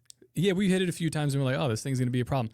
There's other people that were like, hey, dude, come out of that. Like, this is not, Yeah. This is number one. Like, notice that that's poison, right? Yeah. Don't hit it like we hit it, but like, hey, that's poison. Tell other people, and like, but this is the way. Like, walk around it. Make fun of it while you pass it, but don't hit it. Yeah, but like, look at it though. You see it, right? And they're like, I can't even see that, dude. I can't even look at that. I'm like, that's crazy to me that you can't see. I guess maybe it's just part of my own ego or something like that. But I'm like, you're not seeing that every single time. You're not seeing that. Why? Can we like? It makes me feel like I'm going crazy. Perhaps Well, you are. But no. I mean, I think I'm seeing just ahead. something. You've I been mean, you're just spiraling ahead of the lately. game. Yeah, people don't see it because it hasn't hurt them yet. Maybe they haven't. It hasn't. The war hasn't hit their front door. Their front. Step. But it has. Yeah. The thing is, but it Maybe they has don't because rea- they don't we realize it. talk about iterations of this. Like, well, why do you have a food forest? I was like, because the food's poison. I was like, well, why is the food poisoned? I was like, well, because of this and this and that. And I was like, yeah, right. Look who's in charge of the FDA. Where are these special interest groups? And it was like, oh, I don't want to get crazy like that. Let's not get crazy. Like, let's not get crazy. What are we talking about here? But I'm just saying, Do we walk need to around it. There get? we Do we go. need to get him on the show? Do we need to get him on the show right now? Do we need to talk to him? We'll handle it. Who's that? Matt? We're gonna handle The it. I'll handle FDA it. get the Don't worry FDA about on it. the show. Don't worry about it. Are you talking about Matt? Don't worry Hey, wait, about it, I do want to take a second because Oh boy. this is a little bit of a deviation, but Again. we're trying to do something here. The holiday season is coming up, and go play it. And NDS wants to.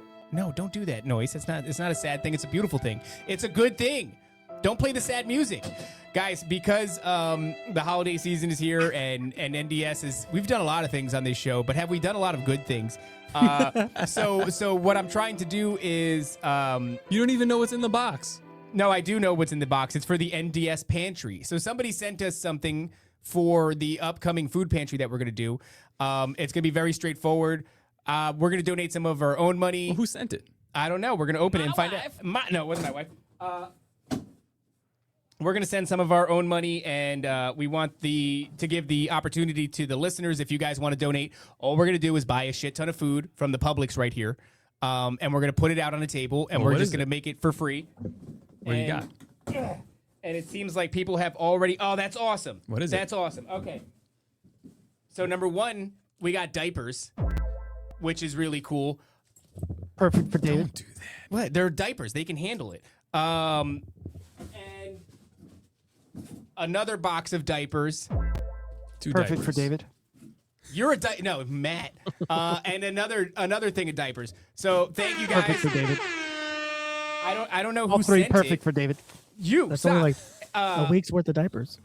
And well, I mean, it's a small contribution, but it's an awesome contribution. Thank you. So basically, what I'm getting at is we've started now, and if you want to send anything, you can send it straight to the Standard Coffee Shop here in Lady Lake, Florida, on Bella Cruz Drive. Yes, make sure it's kosher free. Or we'll put up the PayPal for the business thing later, and if you guys want to donate, and all the money is going to go towards buying Goislop for the. No, that's not true. It'll be good stuff. For people, and we're just going to give it all away, and then whatever's left over, we're going to give to a homeless shelter that's local. So yeah, thank you to whoever sent that. If you sent it, sound off in the chat, because I don't know who you are. It doesn't say who you are in any kind of way whatsoever. But thank you.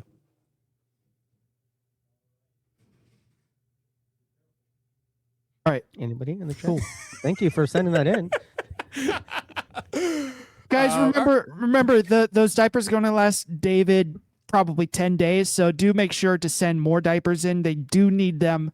We love Nephilim Death Squad, and we want them to keep showing up live. And when David has to take a break to use the bathroom, it interrupts the flow. So Anal leakage. You're a real bitch. Gluten-free diapers, please. Only.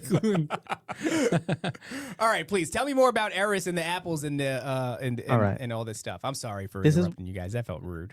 Not a problem. This is where you guys jump back in. This is where we start identifying who's now benefiting from this and who's organizing this, because now it comes into the, I guess, predictive programming, mystical, where the whodunits go, oh, the Simpsons know everything and the cards predict everything.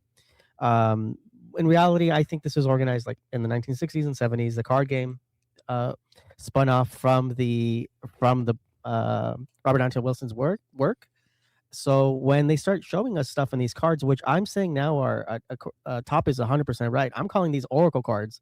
I'm not calling this a game anymore. To me, this is oracle almost divinatory even, because here you have the Trump assassination, you've got the second bullet, which there was multiple bullets being fired at him. When Eamon and I were looking into the card game, there's way more cards associated with this deck. We've only seen these two in the media because of Trump. We went through a handful of other cards, and right around the time that Charlie Kirk was assassinated, this Bob card came up. Eamon showed it to me, and I go, "That looks like him. Like, it's the spitting image of Kirk." I kind of that's overlapped a little bit. And when you go into this card, 13013, Definitely got the same hairline. Yeah, and he's the image of normalcy. Bob in the mythology of this cult was supposed to be like a seller of the conspiracy. He was supposed to be a person of the conspiracy, and then he defects and he makes the cult group. But in real life, Kirk was the head of his organization. So I think symbolically, including with the memes of him having like a large head, these memesters, these chaos magicians, are the ones that make the memes. They're just kind of pumping him up into society, kind of putting him into society more and more. If you go into the Devival video, the Church of the SubGenius movie that they put out, the play that they went around, they shoot Bob and kill Bob in the play. At the end and they have a party around him, so they're like dancing over his grave, and they're continuing the organization without him. And the same thing continues with Charlie Kirk. The parallels to me are just a little bit too much, right? They even have some cards where they say, "We're organizing it. We'll do it ourselves." I've been doing something called the hour of the subversive hour, something like that, where I go in depth further into the cards, and I kind of make the other links with it. But going from like The Simpsons to the more modern times with that movie that we did, the last presentation we did was about 923 coding, the Illuminati, the subliminals in the coding. They put the same things on the cards here. So you've got 33s, 2s, 23s. So this is all in accordance with the symbolism of the organization. When you look at certain cards, they have this like big conspiracy that they're trying to do, which is why I even bought the book. They can't fit it on these cards here. They say the number sacred to Bob for reasons too complex and secret to print on this little bitty card. Meditating on 13013 can produce amazing effects. The power for one SubGenius group is increased to 6. This just gave me a clue that there's something further and deeper to go into. So that got me to purchase the book here. And here they mention class warfare, using the different belief systems against each other. That the SubGenius guys, they're just too smart for everything, and they know the answers to everything. And if you join their group, you'll be safe from it all. So they promise you salvation from this 1990 X, like Death Day, X Day. Their apocalypse that they predicted was in 1998, like before the internet really kicked off. And their organization dies down in 1998 because their prediction was false. So they kill the prophets, and then they just go over onto the internet. And it's from here that they develop like Telegram and Discord, like the actual apps. Like these people end up making these apps, and they end up making like these kind of secret, like infiltrated organizations where they communicate through the internet, through Telegram, Signal app. And even those organizations seem to be infiltrated by the CIA and the government through Project Echelon and all these MK programs, Project Paperclip, like type of things, Bluebird, Mockingbird, those type of projects. I had a bigger presentation. It's like 70 slides. I can't show it today. This is just smaller, more condensed for you guys. But if we look at some of these cards, they're kind of pointing to the future as well. So we got up to the Bob card, the Charlie Kirk assassination. On this one, I feel like it points to him being targeted. On his glasses here, it says space intruders, which to me, he was against immigration. The immigrants were space invaders, space intruders, essentially. So while he's doing his speech here, which interesting, people say a bomb was used to kill him. He's got like a detonator in his hand here. So this But just also, to me, yeah, go for it. but also all the drones that everyone said was flying around the Charlie Kirk event. He's got like these. Everyone was like, "Oh, it was that drone. Oh, it was that drone. Why are there so many drones?" And you look at the video game card, you see all these space invaders. They're flying all over Charlie's head, and they're all pointing at, well, not Charlie, right? This character. The But character this is the Bob, event the character itself Kirk. is like one of these apples that you're talking about, right? Which is meant to create chaos. And that does feel like that's like everything right now is like they're just throwing these apples everywhere. There's this game that's called Expedition 33, I think. And so they just had the video game awards, and this game is winning all the awards. And what's Swept interesting it. is it's become it's become like the subject of a lot of contention because you're playing 3 women. Or I don't know if you're playing them. I don't know which one. I won't play a game where the characters are women. But you know, it's woman, and it's the issue with it is that they are 3 basically white women, and there's no diversity in the game. So all these DEI agendas that have been inserted in every video game for as long as I can remember now over the past 10 years or so. And that's literally as long as I can remember. I have a very short memory. And you have like, it's a trans character, there's a gay character, there's a black character, there's this character. They don't do that in this game. So everyone's like, it's hyper based. And then the other side of the spectrum is like, it's racist and da-da-da-da, and all these other games should have won. But everybody's talking about it. It's coming across my feed constantly. It's interesting. It's called Expedition 33, and that you play 3 women.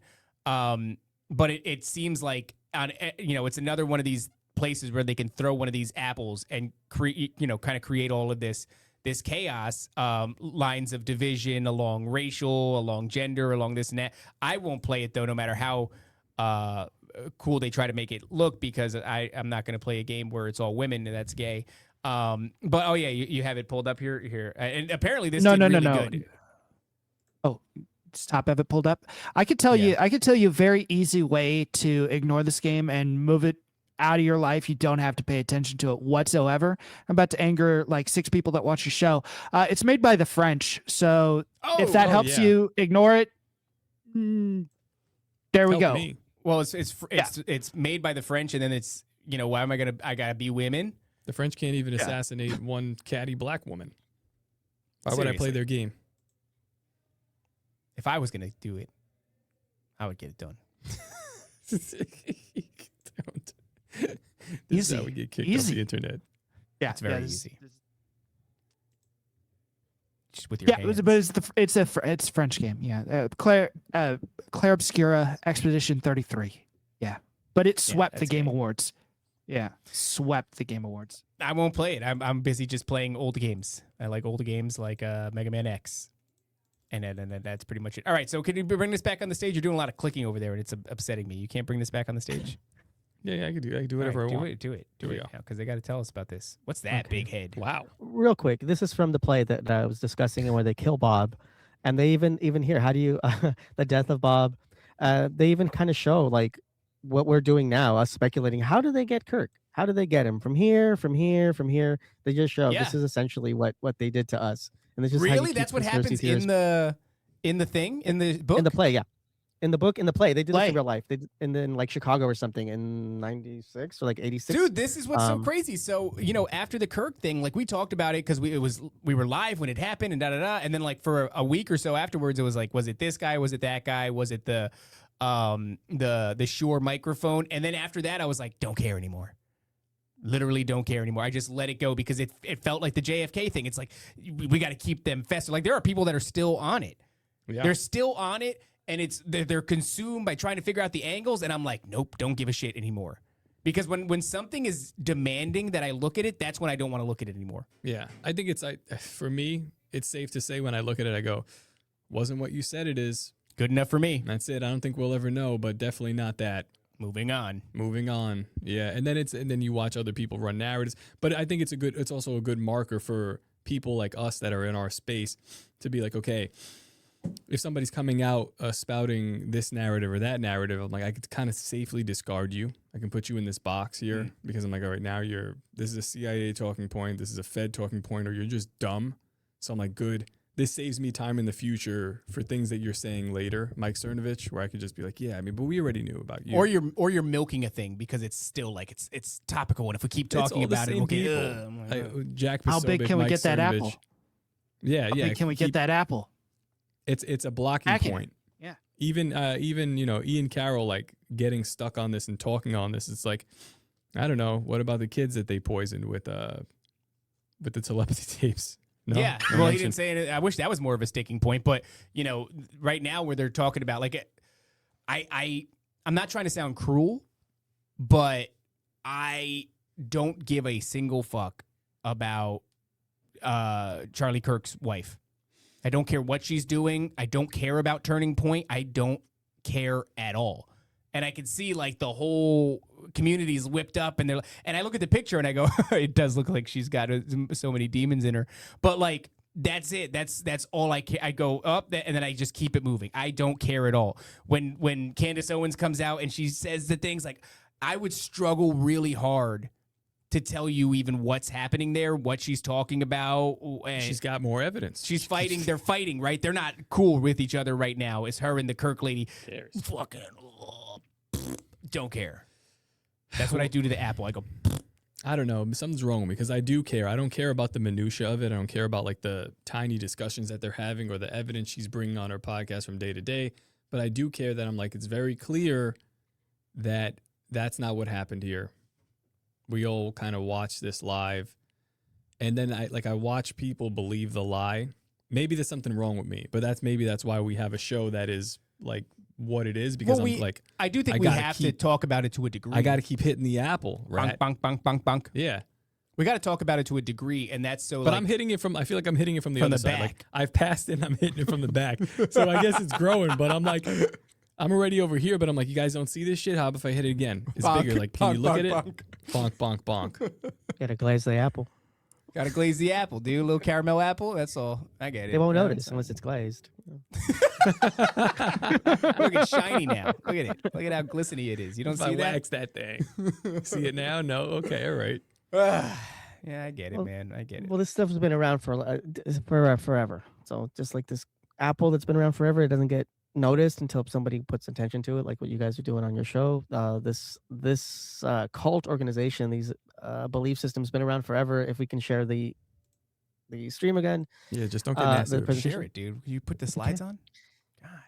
God. this is just rinse and repeat. These guys are just rinsing and repeating all Neopagan belief systems and like transhumanist ideals, anti-Christian ideals.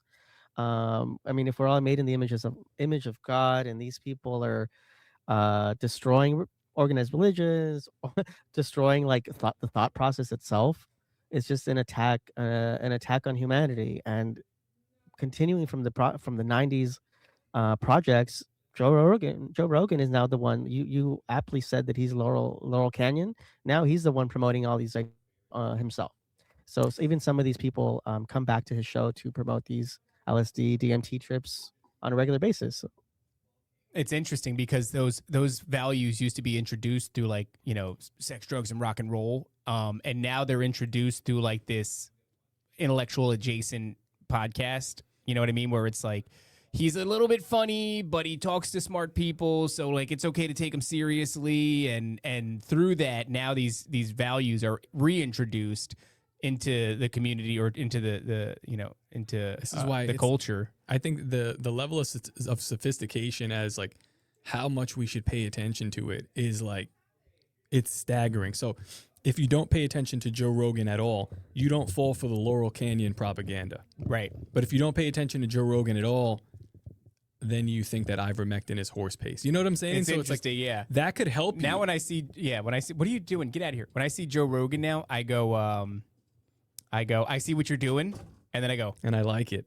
I don't know. Where do you like, so Rat personally, where do you stand on what I just said? Because again, we're hitting that apple, right? From We're the hitting back. it from the back, from the blap, sides. blap. But like that is a very true fact. If you don't watch Joe Rogan, you're not exposed to the float tank. You might not experiment with DMT. You might not talk to entities and demons and go down this whole pathway that we're talking about of chaos and disorder.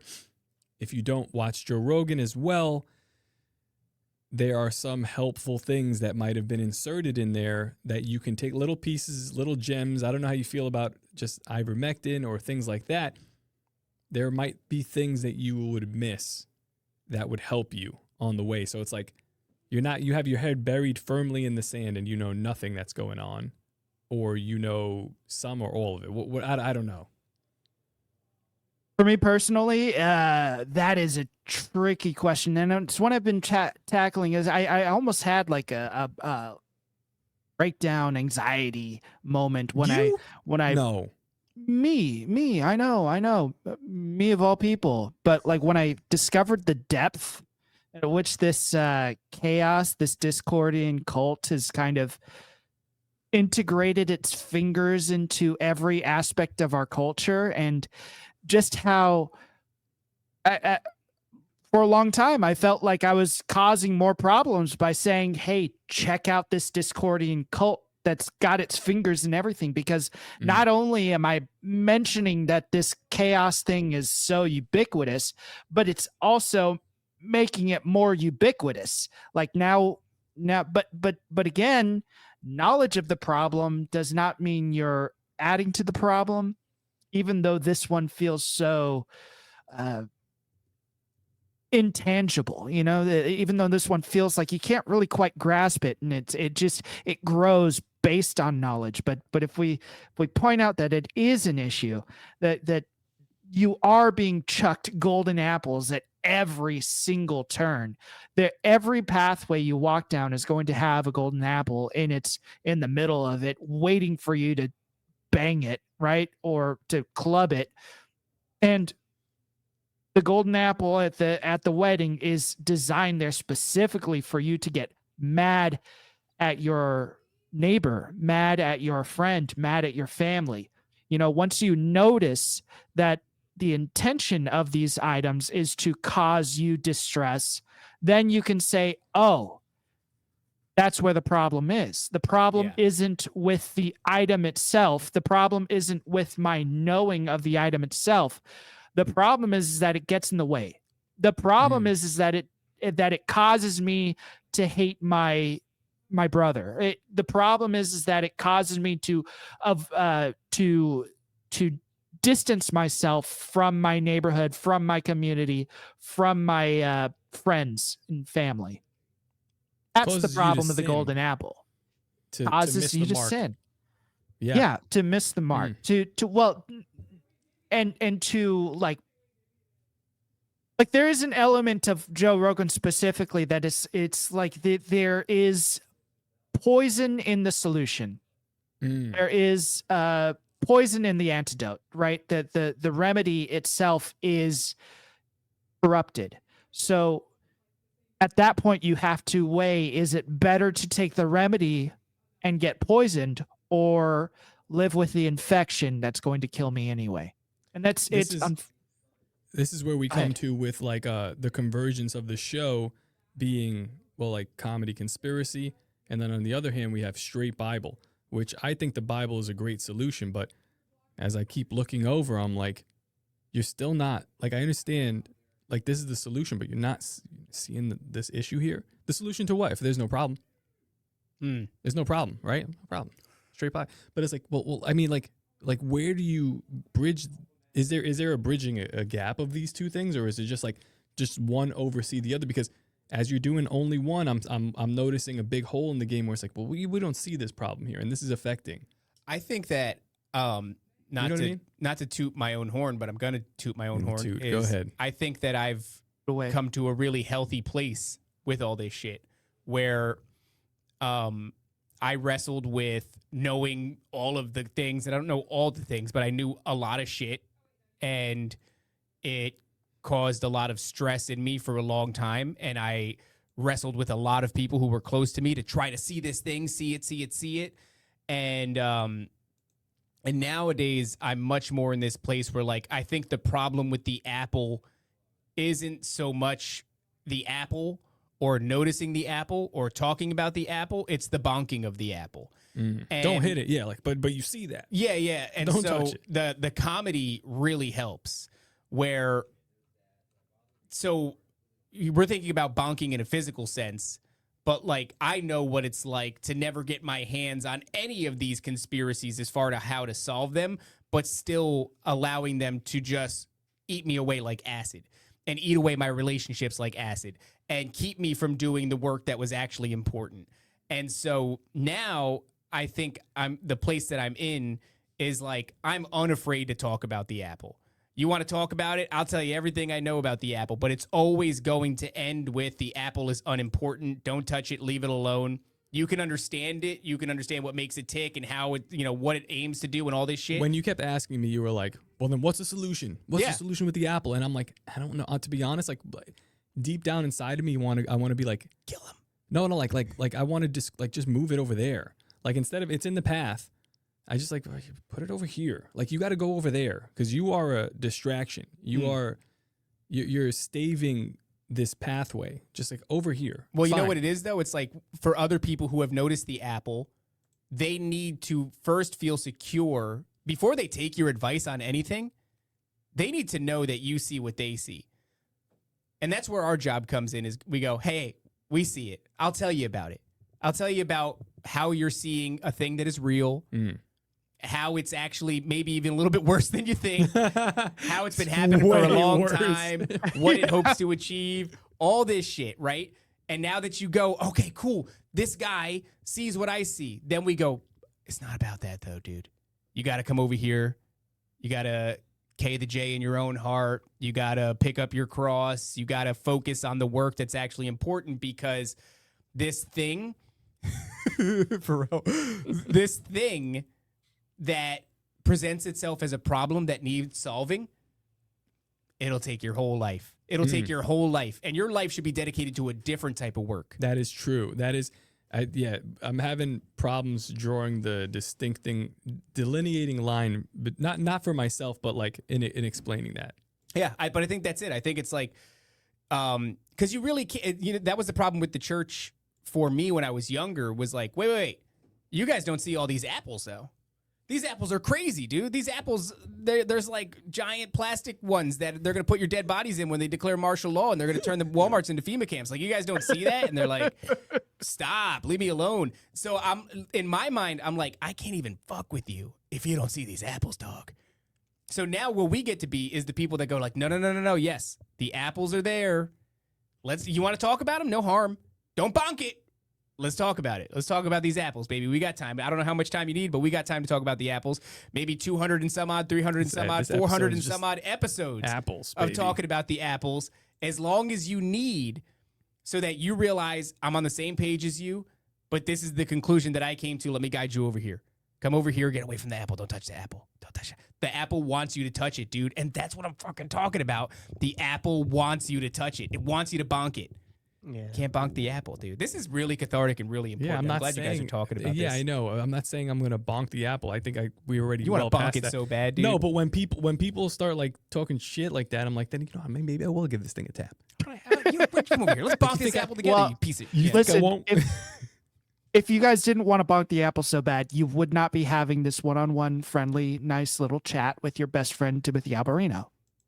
I love Timothy Alberino. Is that really about apples? I guess I think it's about apples. Yeah. Well, it's all about everything's about apples. Ultimately, everything's about apples. Because I see it, I go, oh my god, dude, there's a super bonkable apple coming. It's just begging to be bonked, and it's bigger than all the other apples, and they're about to drop it here soon. And we got to be like, guys, don't bonk the apples. The apples, they're demonic.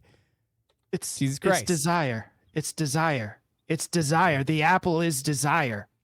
Because That's I what knew about want. you. You're full of we desire, all dude. want to. We all want to. Listen, there's nothing more that I want from you guys than to see you have a nice, friendly little tea party with your best friends. My best friend. Yeah. But isn't that the problem? Oh my god, are you saying are we getting ready to bonk the apple? I don't know. Yeah, you're gonna sprout a lot more conversations about real apples, CGI apples, demonic Different apples, apples. right? Isn't that essentially? We got to be careful because if he shows up, if Timothy Albuquerque shows up and he presents us a bonkable apple and it's shiny and it's juicy and he's just throwing it around, bonk it. Oh, bonk How about it. an egg? Bonk my apple, baby. Bonk my apple, baby. Damn it, dude. We got to be careful. What about eggs? At the same time, We gotta move it to eggs. will you guys be accidentally giving him a bonkable apple? I would say our apple's the I don't most think so. bonkable. I think he's firmly Yeah. implanted in the apple. Oh yeah, like the apple of like Is that what you're? Like, I don't know. Anyway, guys, can we get back to these slides because we're doing a lot of Apple talk and I need more. Okay, sure. We've got eggs. We don't have apples right now. We've got eggs. We'll paint them green for you. All right. Or white or whatever color apples come in. Definitely not white. Yeah, red. The inside. I don't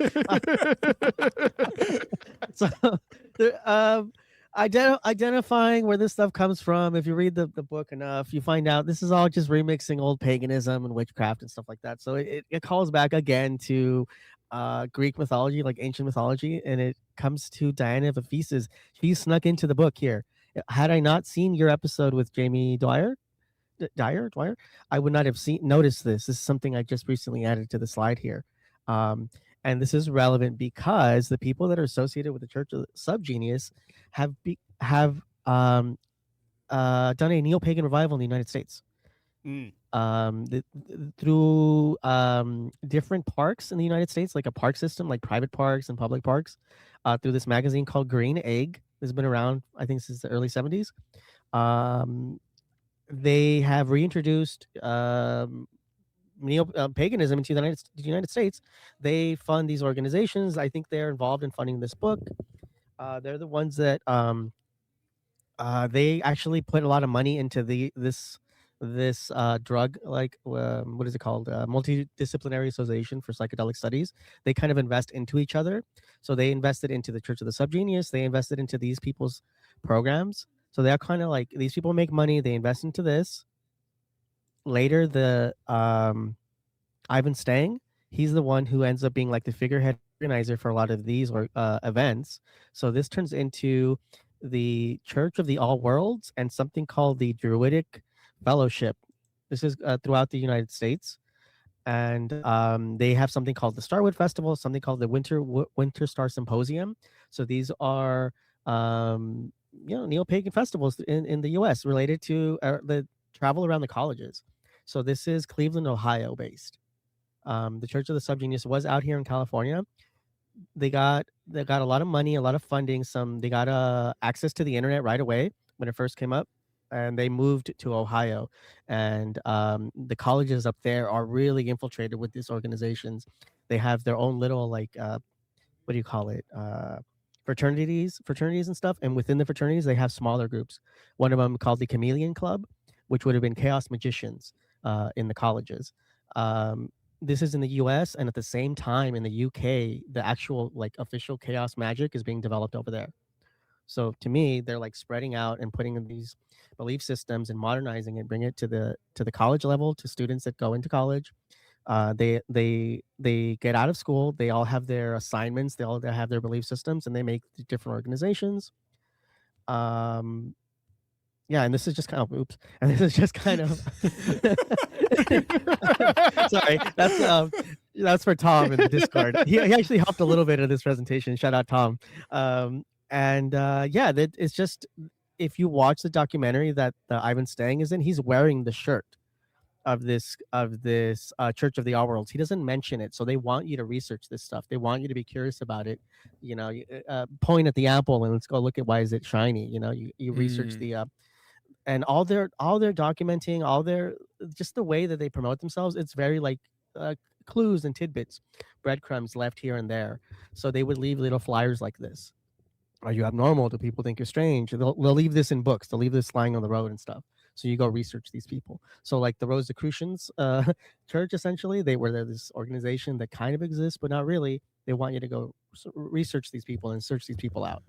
This is very familiar. This reminds me of a, what would you call it? Like a live LARP.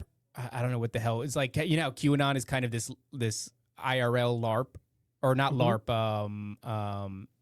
What the hell is the type of video game? Like a live action role? Okay, yeah, LARP. Mm-hmm.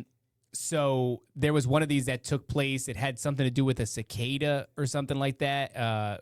And it was like cicada 77 something or another. Like a hacker thing, right? Like they had. Yeah. So they do this every once in a while. Cicada 777. ARG. ARG is the ARG. Thank you. Yeah, the infamous Cicada 3301. Oh, that's interesting. 3301. I mean, that's literally. It's like Bob. Yeah, it's like Bob. a series of complex online challenges from 2012 to 2014 used to recruit talented cryptographers, including codes, hidden messages, and philosophical concepts. And so this was like, they do this every once in a while where they drop out, I guess it's an apple, but it's to fascinate people and draw them into this. I don't know. I guess, It's like Anonymous as well. Anonymous was definitely one of them, but this was a little bit more, it's almost like Mother Horse Eyes.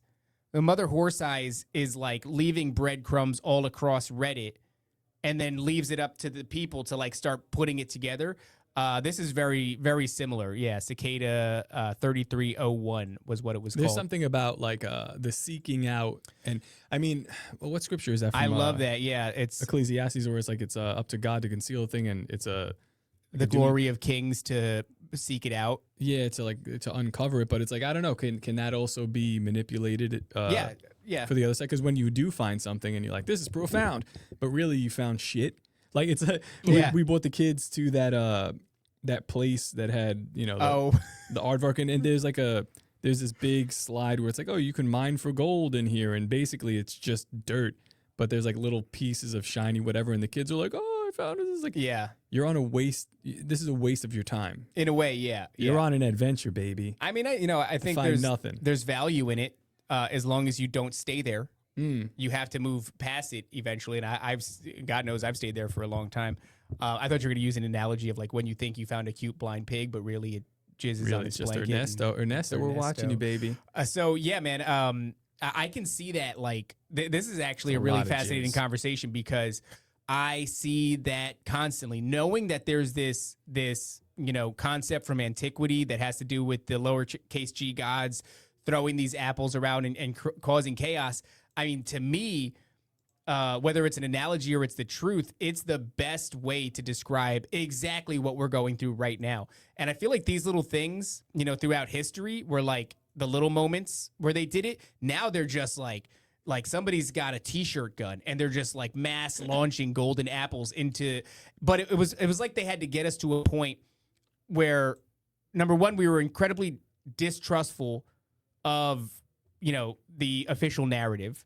So you first had to get us there, and then you had to give us these platforms where all these eggs were going to be disseminated. I think Twitter is being, probably the most utilized one, and then you have other ones like 4chan and shit like that where these things are happening. But that's exactly what we're being subjected to right now is just this bukkake of eggs.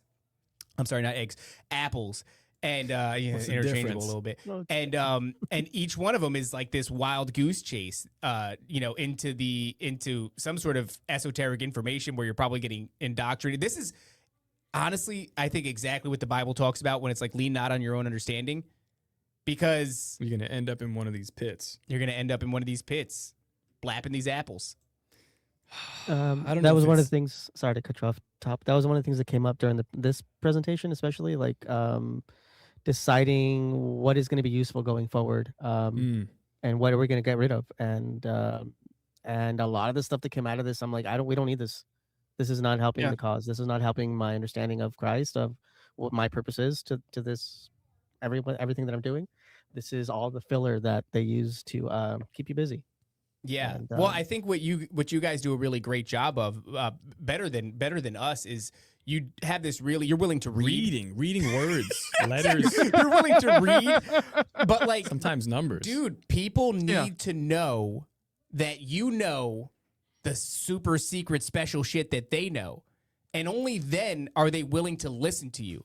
And if every soul is worth as much as any other soul, and if everybody is loved by God and has to be brought to Christ, then like those people who aren't going to move until somebody comes along and says, hey man, yo, I see homie. That. Yes. Yeah, I see that too. And I guess maybe it's not my job to convince people that don't need to see it. Maybe they don't need to see it. Yeah, like I said, that old lady who, when they do an alien disclosure, goes, nope, demonic, I'm following Jesus Christ. You're good. She's good.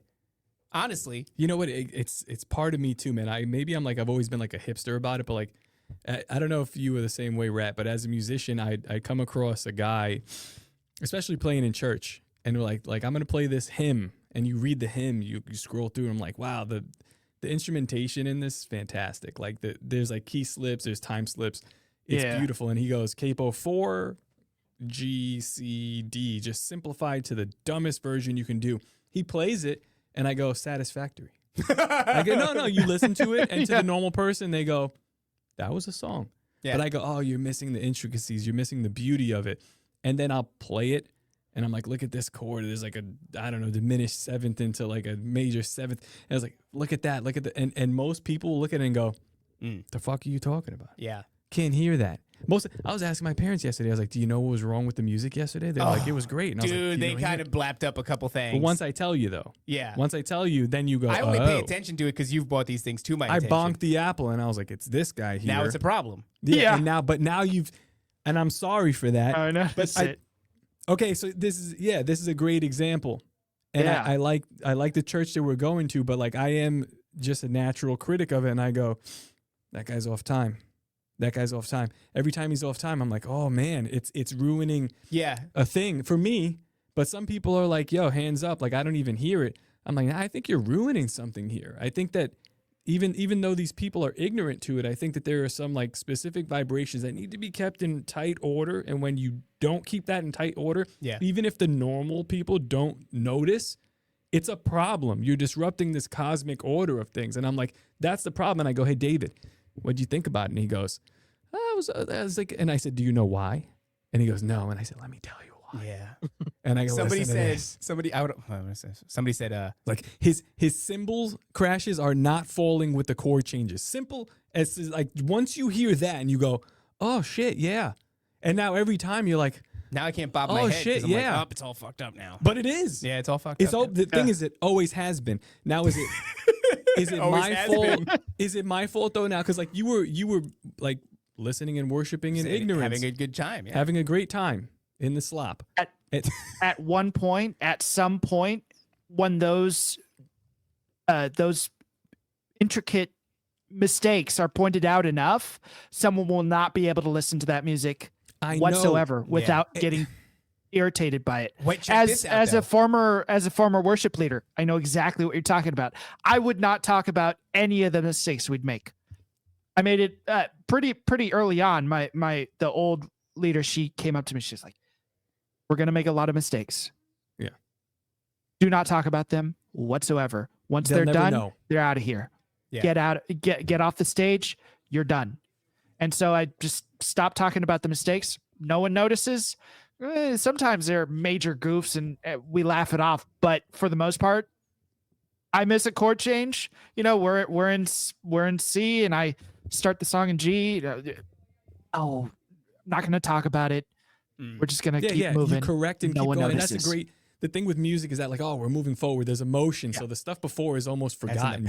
You've wiped it over. Yeah. But let me ask you though, do you think that there's a significance of you messing this song? If this is worship to God, and we're trying to do this in a uniform way that is perfect, do you think that there's a significance when you're creating dissonance or disorder within it? I think within God that time frame knows your heart. And he's like, I've heard look that at these so many retards. Look at these retards trying their best to worship. Look at these retards coming up and presenting this without practicing. How dare you? Well, I mean, you know, if you want if you want my perspective of it, worship is not about the music. The music is important. It's vital for orchestrating the worship. But when it comes down to it, you're not presenting, the music isn't being presented to God by itself, because there's a difference between worship music and worship. Thing is, you want to get everyone into the spirit of coming together in the name of God. You want everyone coming together in that same vibration, right? You want everyone together singing out the song, the chords. Is why modern worship just has the easiest, sometimes dumbest lyrics you could think of, is because everyone can sing along, everyone gets into that spirit, and everyone moves forward. The music, honestly, is supplemental to that. If it's not perfect, I understand as the inner musician, the inner perfectionist myself, it loathes me to say, but the music is not the focus of worship. It never has been. It's mostly been a channel with which you can get everyone onto the same board, everyone what's an onto the same interesting- field.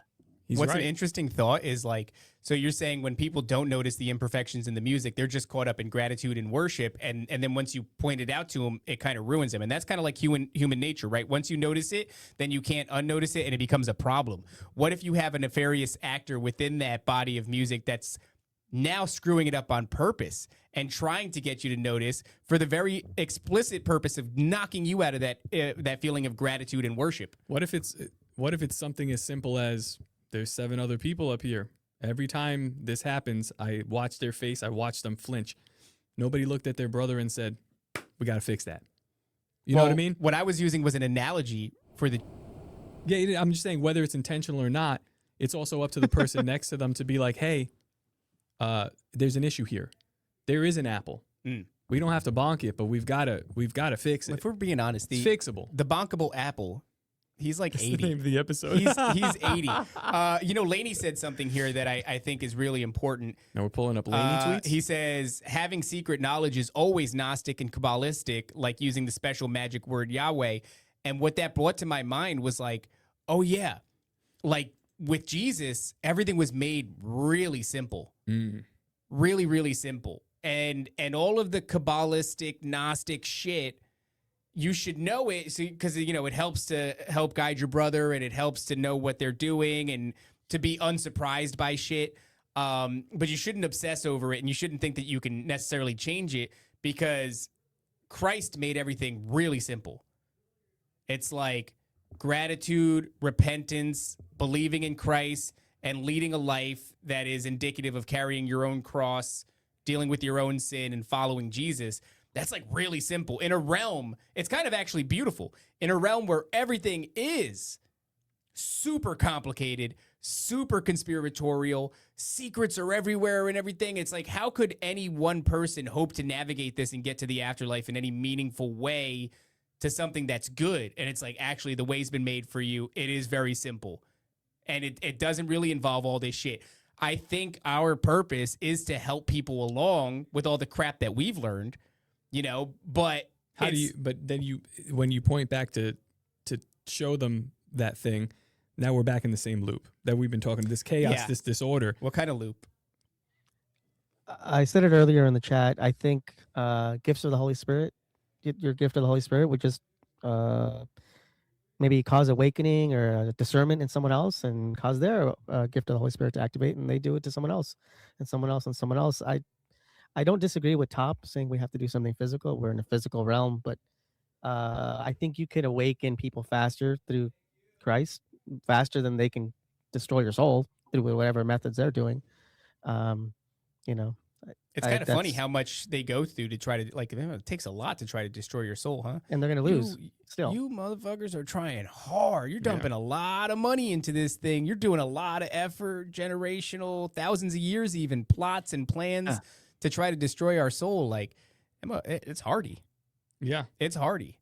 But, there's ways they've created these ways. It's just like, I think that's that's what we do. I think that's what you guys do. That's really great. Isn't a great example of that? Like, they spent, a year and a half just like speed running the worst things you could do for society, basically tearing it down. And then I watched and I was like, oh, look, there goes like the window companies, and they're actually making windows again on time. Like, you disrupted everything, shut the whole world down. And then after like 3 to 6 months, everyone was kind of like back on what they were doing naturally, and they were like, that was disorder, we didn't like that. But like, people just kind of healed regularly. So I'm like, that's an extreme amount of disruption that you applied, and it didn't last as long as you would have liked it to. It was still very nasty. I don't appreciate it. But what it is them like holding on to a pull-up bar, and they're holding on, and it's like, well, how long can you hold on to that thing? Yeah. Like, you're going to fall off, because it's not easy to do. Just let go of that. Mm-hmm. But I guess that's what they're going to continue to do. I like it, though. I think the conversations are fun once it's like, wow, if the way has really been paved for us, and our sins have been paid for. And there's like, because it's, without hope, then it becomes like this big spiraling nonsense thing. But once you have Christ in the center of that, and you're like, oh yeah, we've already got a way through this. The debt's already been paid.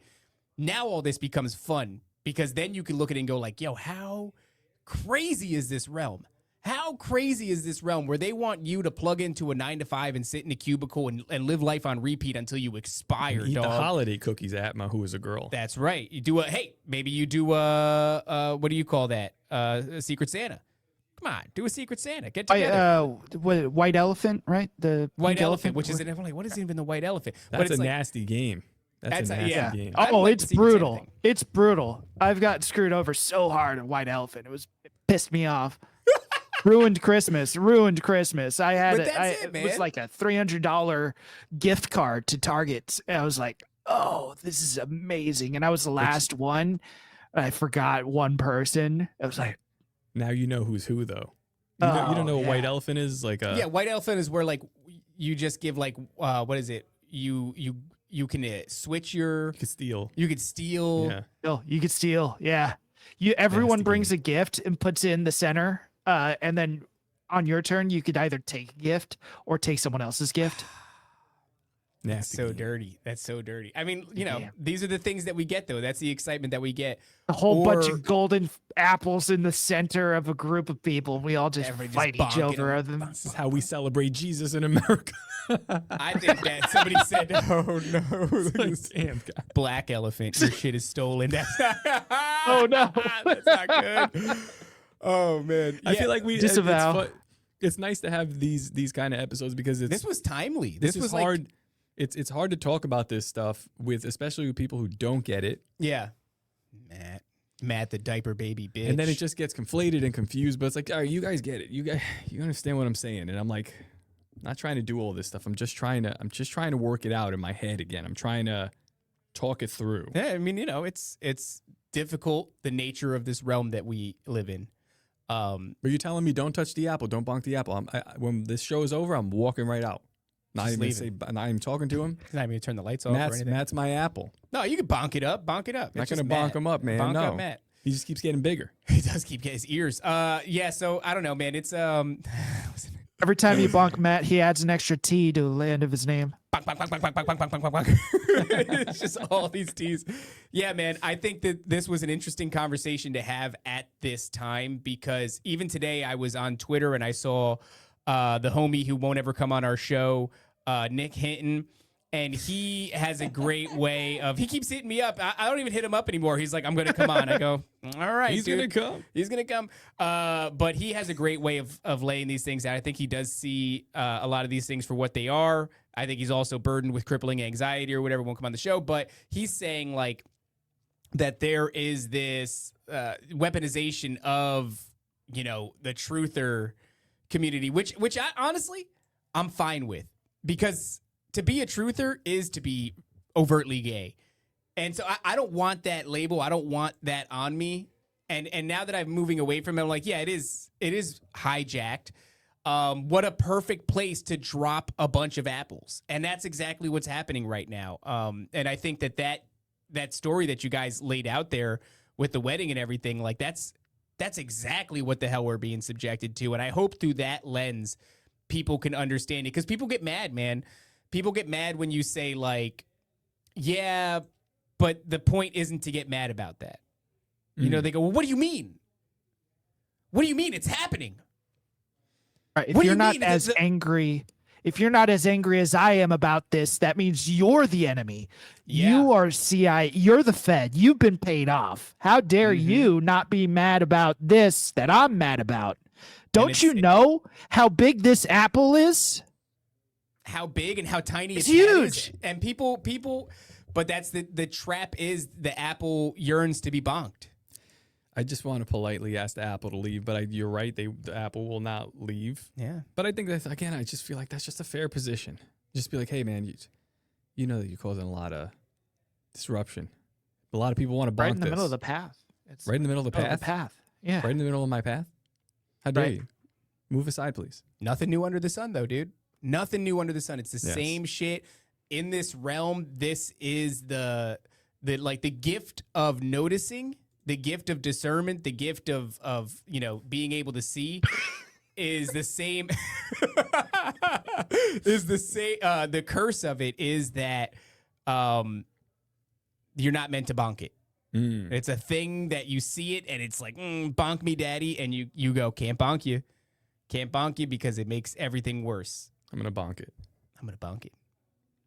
Right, man. Guys, thank you, man. This was a cool conversation. This is a cool topic, and I think it's important. And where can people find everything else that you guys bonk? You do it this time, Subliminal. Oh yeah, Are we come over we're plugging for each to other Rumble. again? I'm plugging for Rant right now. Come over to Rumble. Check out Disagree to Agree on Rumble. And thank you. Come again. Shout out Tom for recommending I leave the episode with that. Check out Disagree to Agree. We're over on Rumble, and check out on our Twitter Manuel Labor and Season of the Rat over on Twitter. Right, and Building 7 as well. And I need one of thank these you. stickers. The Aim and Rat. Laugh, the love. cigarette. Live, laugh, love. Live, laugh, love one. That should go on my laptop. This was good, guys. This was good. Yeah. Come back soon and tell us some other Yeah, man, you shit. never know what you're going to If- get with if- Aim and Rat. He goes, yeah, I'm if going we- to come on. Yeah. I'm like, he's going to come on. What's he going to He's gonna come. What's he on. going to do to us this time? He's gonna bonk us, or he's gonna tell us not to bonk, Maybe. and that's good. That's good. You never know. That's true. Maybe give us Last a time holy we kiss. went I don't know. on, last time we went on, we had a severe bonking thing. Like it was an entire 2 hours of just us just bonking you, right? Yeah. This well, time it was we're like like- it was like 9, 2, 3, bonk, bonk, bonk, bonk, bonk, bonk, bonk, bonk, Right. bonk, bonk. Yes. Yeah, that's what it was. And this Yeah. episode is more of like a solution of like, well, here is the bonk, but Maybe here's don't why. bonk. To bonk or not to bonk? I guess that's Yeah. the question. It's like you're on a narrow Right. path, and there's an apple, and the apple, you notice it, but One if more you time. bonk it, it's gonna block the narrow path. That was Heracles and Athena. Is that what you said? I prefer Hercules. Heracles. You see. Well, Eris is the goddess of discord, right? And Heracles or Hercules went on the path and clubbed it, and Athena told him, "Don't club the apple. Mhm. It actually stays small if you just ignore it." And which, for a lot of situations, is the truth. I mean, Yeah. obviously discernment is required, and some situations do have to be addressed, like the infiltrating member of the worship team, top. Got to kill him. But I don't other think he's things, infiltrating.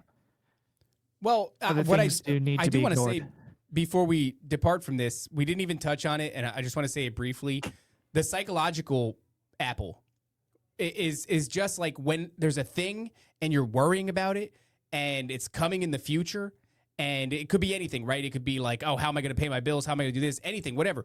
If you don't have the power to change it in that moment, and you obsess over it and you obsess over it, you suffer this thing. It becomes absolutely massive. And then you suffer it again when it actually comes to pass.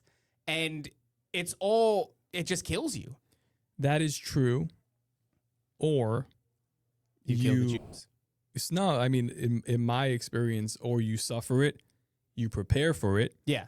and then other people don't suffer because you've now created an adequate solution for this. Well, that's what I'm saying. Sometimes- If you can fix it, then you do that. If something is out of your power and it's coming and you go like, I've done everything that I could do, that's when you give it up to God and you quit bonking it. Well, how do we know what's out of our power?